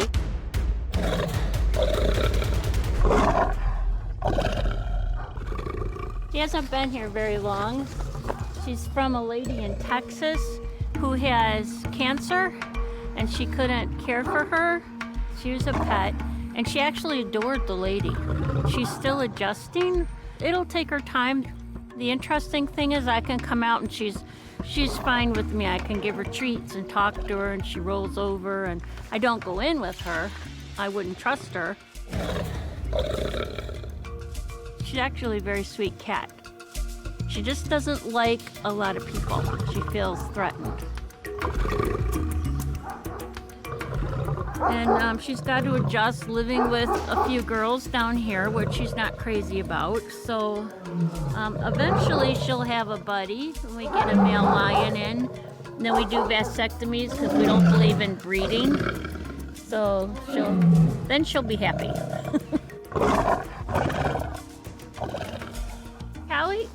Hi, girl. This was someone's pet. They lived in Florida. She is about 17 years old, and she's been here ever since she's been about 5. She lived in their house till she was about 4 or 5 years old, and she had the run of their backyard. And then they had to move, and no place would allow them to have their lion.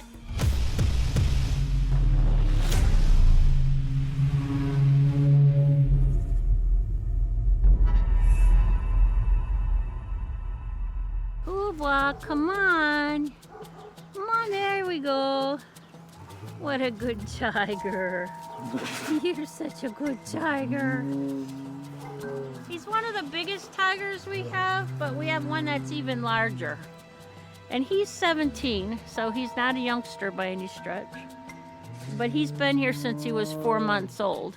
He was somebody's pet in Big Bend, Wisconsin. They bought him illegally from a breeder in Arizona.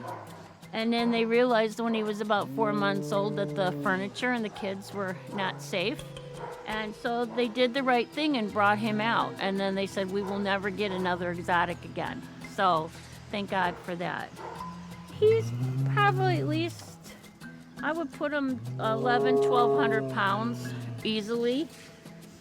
Yeah, he's massive. There is no doubt Kubla is one very large animal, and with that size comes a big appetite. Tigers rely primarily on sight and sound for hunting. They will see you long before you have any idea they've been sizing you up. A tiger can consume almost 100 pounds of meat at a time. Large prey are no barrier.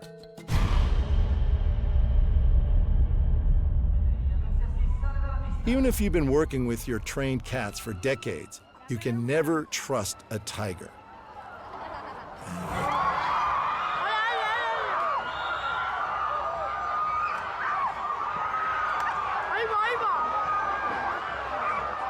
It only takes one shocking moment to change your life to near death, as this Spanish circus trainer found out during the performance. Kubla doesn't have to go on the prowl for anything but more affection. And with Jill around, that's a given. He's an absolute love bug. He doesn't have a mean bone in his body. But you always have to remember that they're trained and never tamed.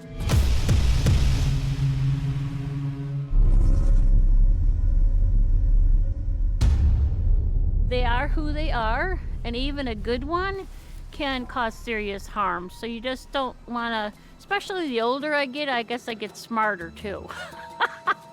Yeah, we always take tons and tons of precautions. And in 44 years, we've never had an injury, never had an escape, never had anything happen. Knock on wood. And everything that's come in as babies get huge like this, I think because we feed every day. We don't believe in fasting them, and they get an enormous amount of calcium and vitamins and absolutely everything that they need, where a lot of private people don't have a clue what the animals should get. We've gotten cougars in with rickets, others with broken bones, and just all kinds of horrible things.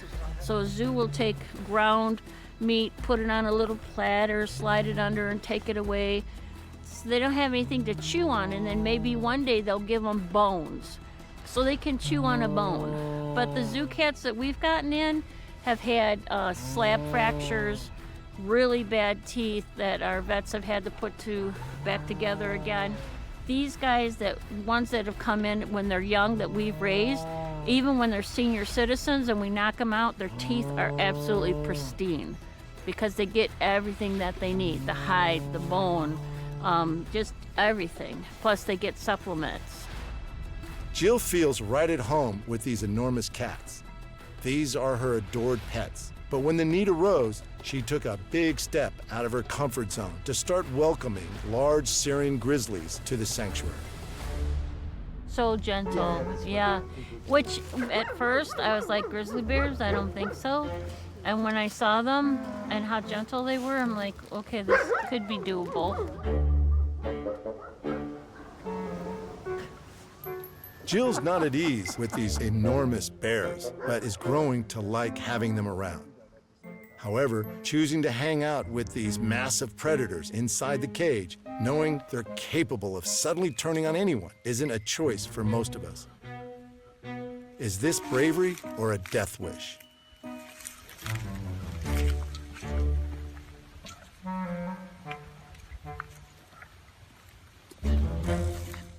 Bears are aggressive. Camping in their territory is a risk to you and your property. And yet, many people have these same bears living in their homes. Deaths from bear attacks are rare in the U.S. On average, 3 people per year are taken, which makes the odds of being killed very small. But does this risk increase with more exposure?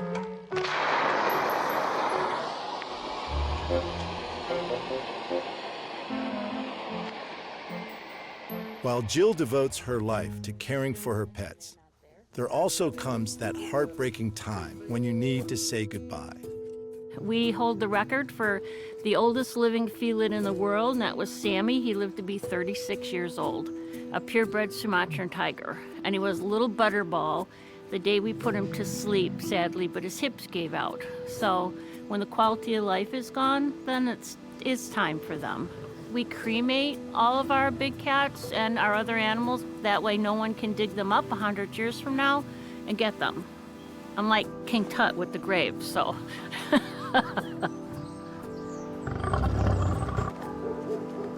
And this is Huggy. This is the one that I have to put to sleep, and it's really killing me. He's an old man. He's in multiple organ failure. But it's his time. He's 22 years old. It's heartbreaking, even though you know it's the right thing to do, you know. This time next week, he'll probably be passed on to Rainbow Bridge. Yeah, but I'm gonna miss him. I will absolutely miss him terribly. It's really hard. I have a lot of favorites that are buried here. I had lost my son in 1998 in a car accident, and he's buried here, and this is where Jim and I will be buried as well, because we want to be with those we love. I don't want to be in a human cemetery. It just doesn't feel right. I love the elderly, and I love the misfits. That's really where my heart is. And when a cat is old and senile, they forget they eat.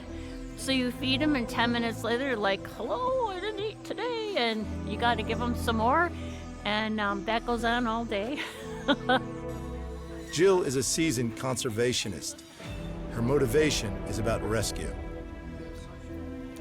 It's so amazing. When they're rescued, they're completely different than one you've raised as a kid.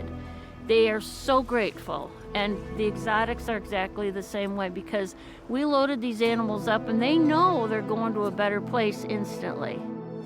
This certainly is a better place with superior conditions than where these animals have come from. For Lena and her mate Thina, their lives have improved remarkably. And we have a little crippled tiger here. This is one of my favorites. This is Lena. She came out of the same seizure in Indiana, and the SWAT team was there. They had all their long guns, and it was pretty scary. Here she comes. There she comes. And you can see her knees are really bad. Hi. The way she walks. Hi, little pumpkin. Hi, how are you?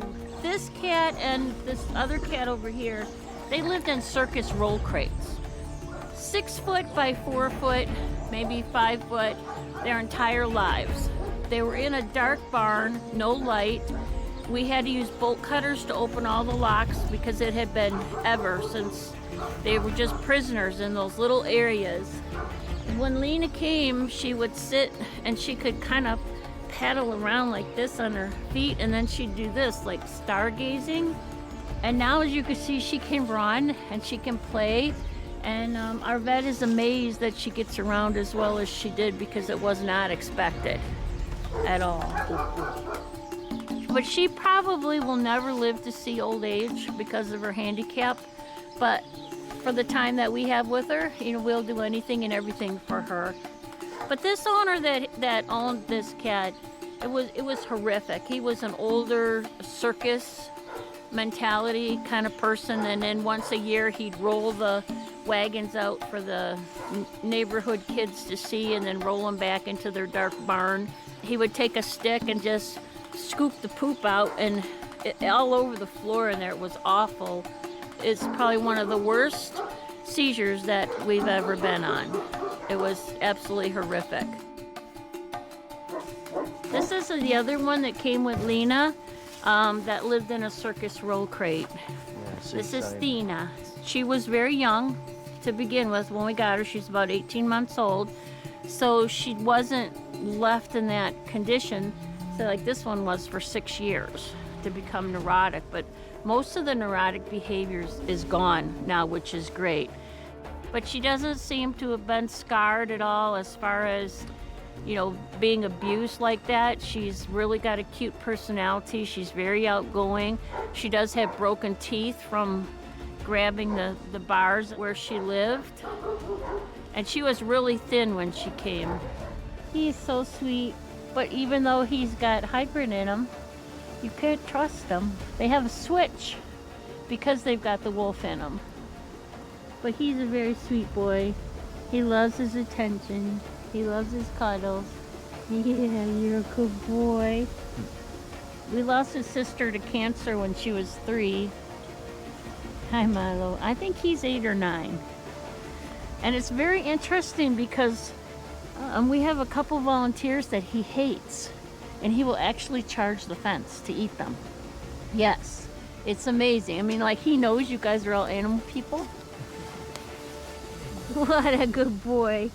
Like many homes, there's often a need for renovations, and the Valley of the Kings Sanctuary is no different. Nestled on 10 acres of farmland, the sanctuary was established more than 30 years ago. And as more funding comes through, the better the conditions become for these majestic creatures. If every sanctuary in America did not have big cats and was empty and they had a place to go, that would be my dream. I would tell you, if we could buy the property that surrounds us, I would give them, if we had the money, 2, 3, 4, 5 acre pens. That would be the ultimate. It'd be awesome. The interesting thing is when they come from an area that they have a small pen and you give them a larger pen, they're so happy and content with what they have because they've never had a large area. The one lion that was kept in a circus roll crate her entire life, we just moved her to the big area up in the compound, and she didn't know what to do. She would stay in the small area and she would kind of look around. She wouldn't play with her toys. She wouldn't roar or vocalize. And it took her about 2 weeks to figure out, okay, so I can go over here, and oh my gosh, I can go over there too, and oh, there's a toy, and now she's playing and acting like a normal animal. So it's kind of like you have to get inside of their heads to kind of rearrange their thinking that, okay, it's okay to have that much room. Jill and her husband are very committed to ensuring their beautiful animals have a great second chance to a much improved life. You come to the point you can't save them all. It's not humanly possible. But if everybody took care of their own backyard and did what they could, that the world would truly be a better place. So everyone who comes through our gates, we make a lifetime commitment to, and they're here forever, through thick and thin and illness and whatever. And I know that the time that we need to let them go, that they had a good life for the time that they had with us. Well, yeah, I get bitten every day. Well, probably not every day, but once a week. And that's because I breed pythons. I breed young snakes that are harmless. Pythons don't have any venom. Some snakes may be technically venomous, but not that bad. So I've had a few bites I don't count. If you get to the pointy end, I've had 4 intensive care visits. So 4 times the word's been a bit touch and go. Every time was something I did wrong, yes.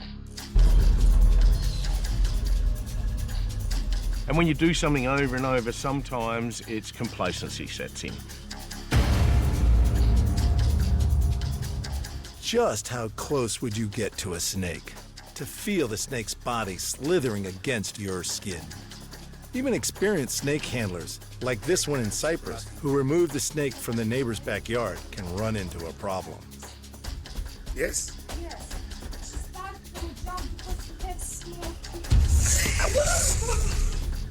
The adrenaline factor is huge, but the consequences can make for a very bad day.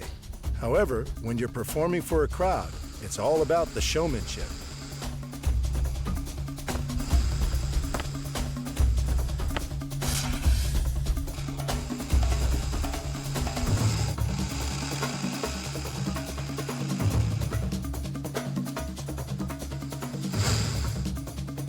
This one here is a tiger snake and potentially very, very lethal if it bit you.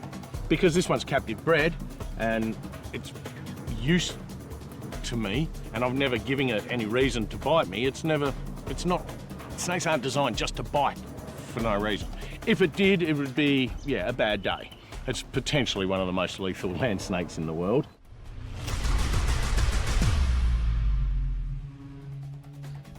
He won't just bite you. This is the misconception. He doesn't want to bite you to get away.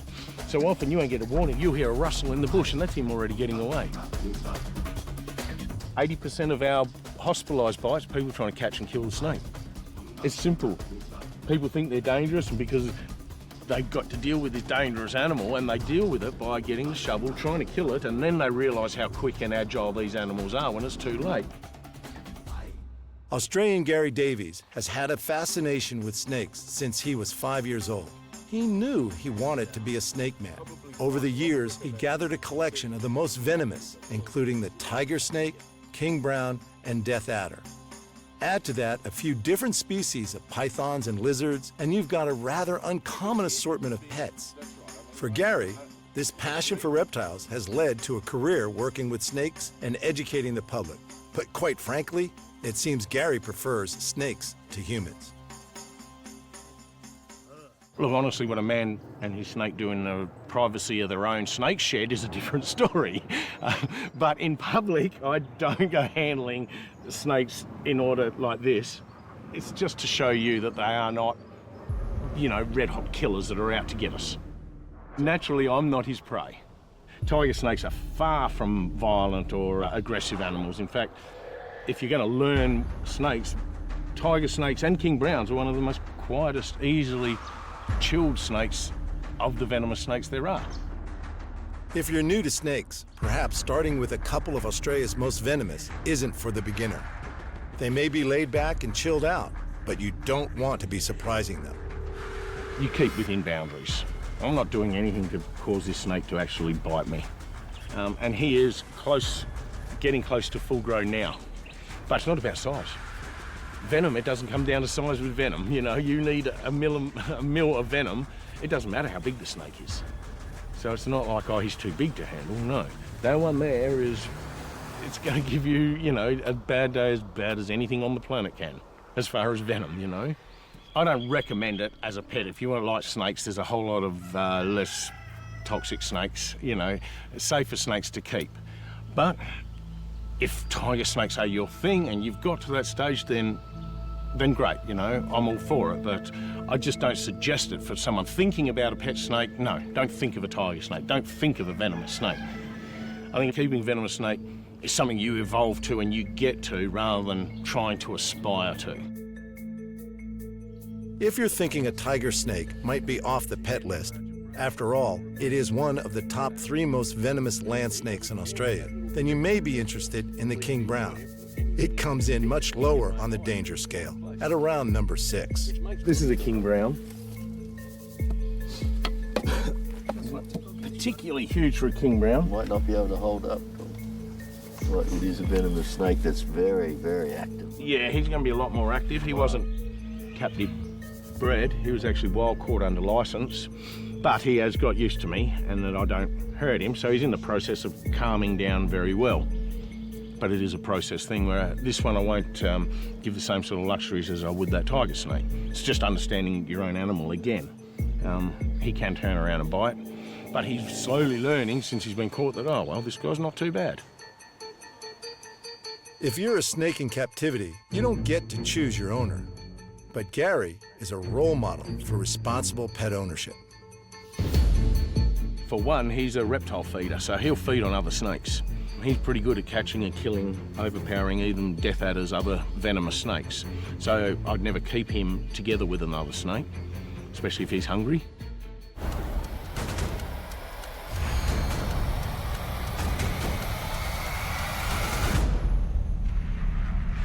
Great tip for the uninitiated. It pays to do your research. Snake ownership is serious business. There's a lot to learn in order to stay safe.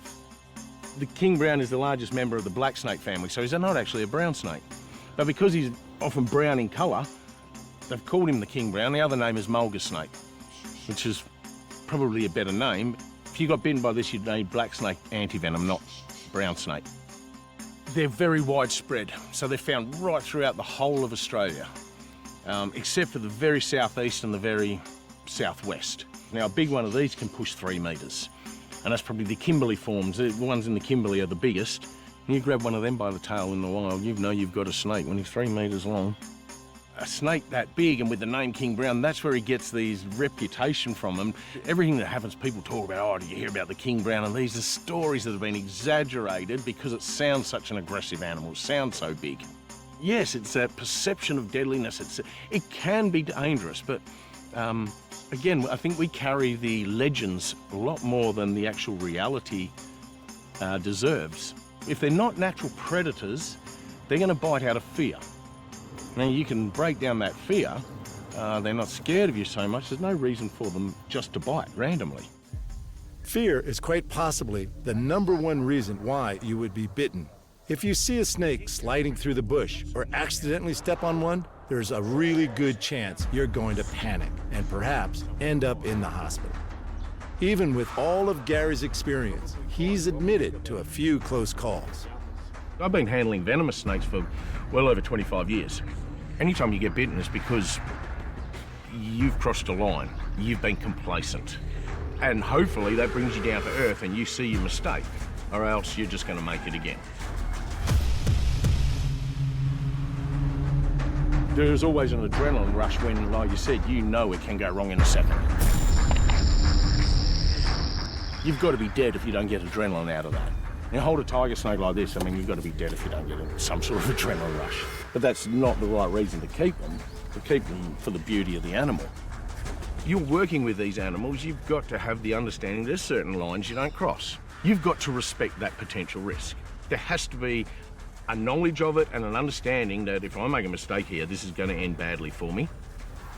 There's a hot zone.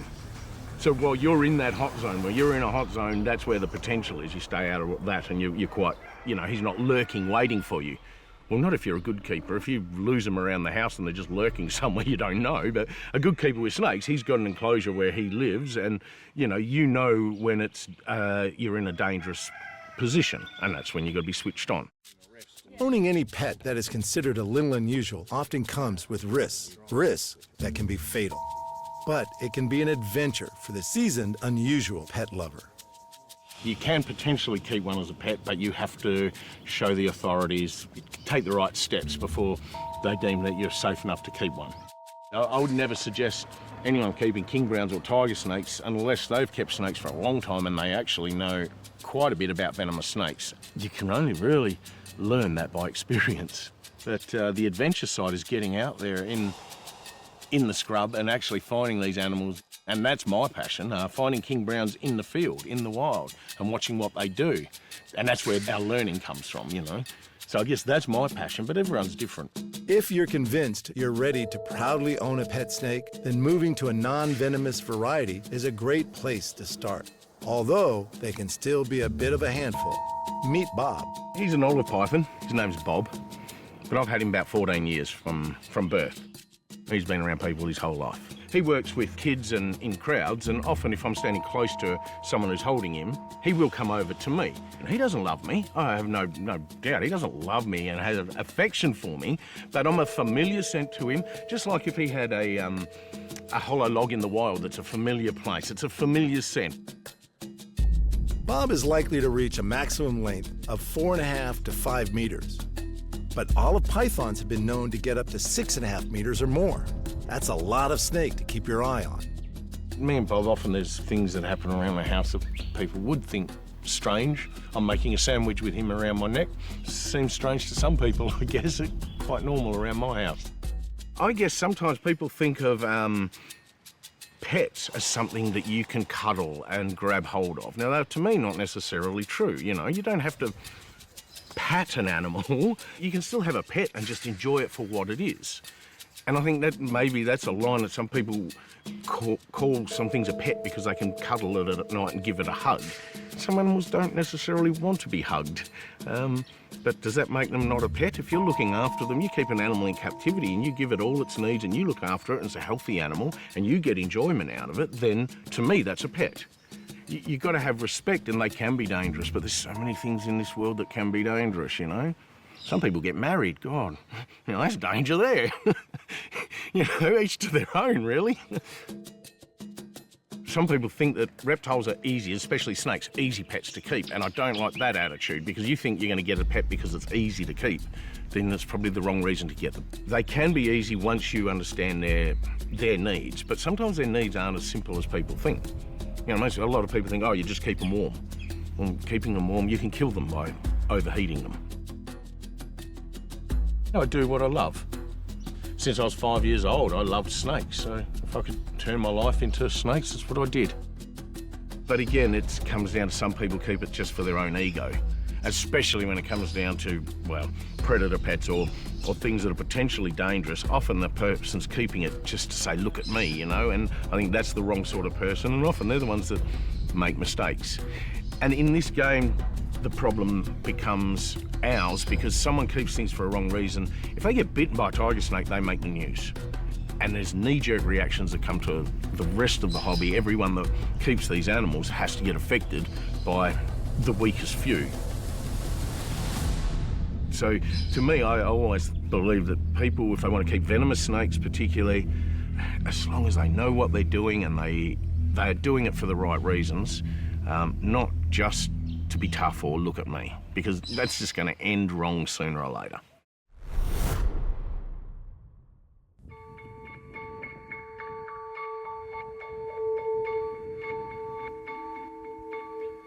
People see these cats on Disney films, you know, oh, they all look all friendly and I want one of those. And what happens? They get one and oh dear, it attacks me. It's destroyed my house. Oh, I don't want it anymore. That's the pet side. But then a number of these private breeders are doing the job properly. Dr. Terry Moore knows cats. In fact, he loves cats so much he has devoted his life to ensuring the survival of a wide number of species. But don't be fooled by the fact that Terry is in the enclosure with this Temix golden cat. These cats are quick and can attack. However, in the right hands, they can be mostly controlled. And there's the African golden cat, which is much more orange than this. Keeping cats in captivity, there's the pluses and the minuses. If they're doing it properly, and there are a lot of private breeders in this country that we work with, a lot of the private breeders work with zoos and are providing livestock for show in zoos so that people can come along and just understand why we need to protect them. But then you've got to differentiate between the people who look after the animals properly and the ones who just want them for status. You know, I've got this cat. Having one as a pet, I'm sorry, this isn't going to work, because very few of these cats are friendly enough to be classed as a pet. These cats are all in good hands at the Cat Survival Trust. While the trust is focused on long-term conservation of cats in the wild, this 12-acre property at Hertfordshire, England, is a haven for unwanted and surplus wild cats from zoos and other collections where cats have proven to be too much of a handful. When I was studying at London University back in the 60s, I was actually working part of the time for my uncle's firm in aviation insurance to pay my way. And one day I went into Harrods, and there was a South American margay for sale for £300. And I thought about this. I thought, that's a nice cat, and for the wrong reason, to have it as a pet. And I went away and got the money together, and 3 weeks later went back to buy it. But unfortunately, Lady Fisher of Kilverton Wildlife Park beat me to it. But between 66, which is when I saw this cat, and 75, I accumulated so many books about wild cats and realized that, you know, there were 37 species of cat, not just your lions and tigers, but, you know, such amazing cats as pampas cat and Andean mountain cat and sand cat and Eremite cat and so on, which I'd never heard of. I mean, they weren't in the school curriculum. So I really got into this and felt, well, something ought to be done. And realised very quickly, after a few years, that sadly there wasn't a rescue operation in England to take surplus and unwanted cats. So a group of us got together, and in '75 we formed the charity, basically to look after unwanted and confiscated cats from illegal collections. He's getting a bit heavy to hold, and you've got to be careful when you're holding him. It's uncomfortable for him. The Eurasian lynx is an interesting one. The Scandinavian, there are about 2,000-3,000 left. The Central European are 200 or 300, and the Italian down to about 40. This is a Central European, so with 200 or 300 left is not good. He's only really friendly with 4 of us. We used to allow people in with him, but not anymore. He picks up on the slightest element of fear and get quite aggressive.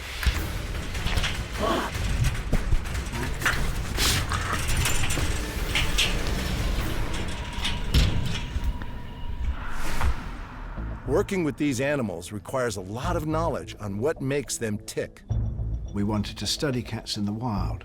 We wanted to find some ways of perhaps preserving cats in the wild, keeping them safe in the wild.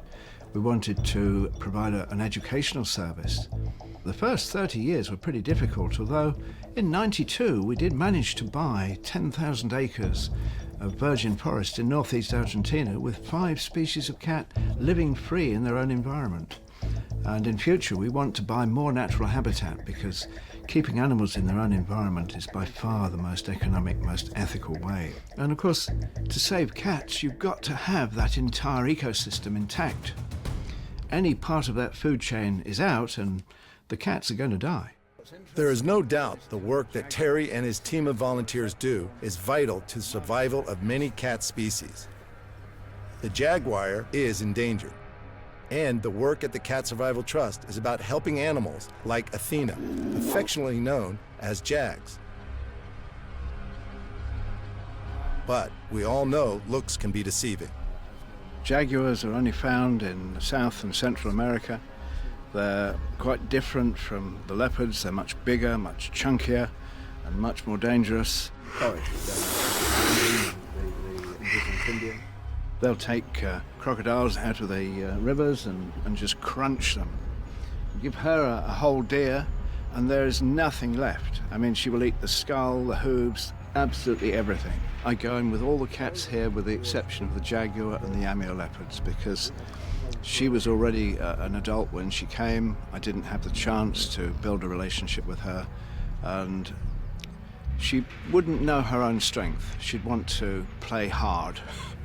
The unpredictability of a pet in captivity is never something to be ignored. Out of all the cats we keep here, she's probably the most dangerous.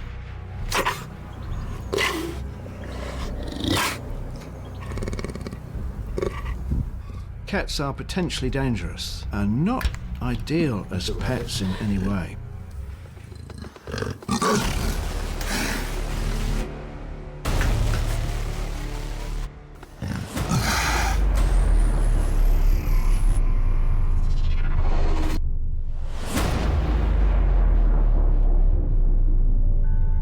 Big cats have an enormous appeal as a pet, particularly when they're young.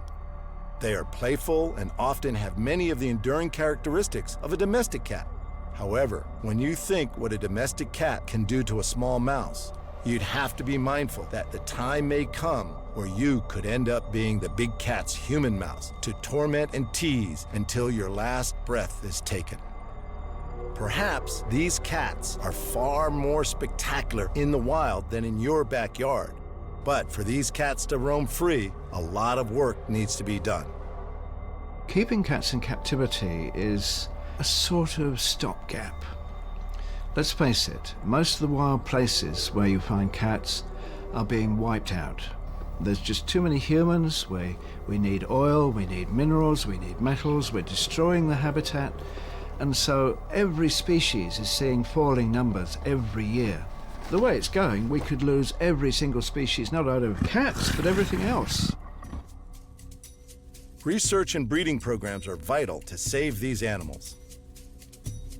Zoos have played a major part in education, allowing people to understand why animals are important. There are some very good zoos who do a lot of conservation work. You know, they breed certain species in captivity and then release them back into the wild. For the good zoos that have lots of information, lots of placards and posters all about why we have to save animals, that's great. But I think what we have to do is look really seriously at the zoos that are underfunded, that aren't looking after the animals properly, and they should be closed. So the question is, in the future, so many of these cats that have many subspecies, how relevant is it to say, right, let's save all of the different subspecies? Pumas, they're originally, they're thought to be 29 subspecies. So when you've got a species like the puma, what you find is that those that are living near the equator are much smaller. Those living away from the equator are much bigger and much chunkier, and their fur is much thicker. Sadly, because jaguar need much stronger enclosures, this is a much thicker wire than you would keep any of the other cats that we have in. Zoos can't generally afford to build a huge enclosure like this with this extra cost added to the wire. She's now unfortunately too old to breed, and because the jaguar stud book have said, look, if we breed a load, where are we going to put them? Because zoos can't afford to build this sort of enclosure anymore. So there is a restriction on breeding. Generally speaking, stud books are there to make sure that we don't get surpluses in official collections. And that's very sensible with the jaguar because there's a fair number left in the wild, although as they destroy more and more forest, we're losing habitat at such an amazing rate. And ultimately, some of the subspecies could disappear. Whether you're looking at these cats thinking, I want one as a lovable, purring pet, or if you feel you should get on board to help save many species of big cats, it's clear the survival of these incredible animals is up to the human race. We've hunted to the point of extinction. We've destroyed habitats, but we can still make a difference. My number 2 is more than capable of taking over. We have a number of volunteers who potentially could take over in future times. And we're very lucky. We've had a lot of volunteers in the past who are emailing me quite frequently. Are we in a position to have them back? They don't need much money, they just need enough for food and clothing and bits and pieces. We're at a situation now where we know a number of our supporters have left quite substantial sums to the charity, not only to keep it going, but also to buy more natural habitat in countries around the world. So I feel pretty happy about the current situation with the trust. We don't have any debt here. The property is effectively owned by the charity now. I don't have any fears in the future. Too many animal collectionists don't think ahead. And that is one problem with people who keep exotic cats as pets. What is going to happen when they die? What is going to happen when they can't look after them anymore? But with the huge number of people who keep private collections of all sorts of animals, they really need to think this through, because the only option is to put them down. And then what was the point of having them in the first place? People who keep these animals, a lot of them will have friends and relatives come and see the cats. We'll learn more about why the cat is endangered. And that will all help towards people in the future providing funding for new projects, particularly in the wild. And certainly we found by having cats here that when we bought our 10,000 acres of forest in Argentina, people were very happy to support it because they saw the cat and they saw why we wanted to save the cat in its own habitat.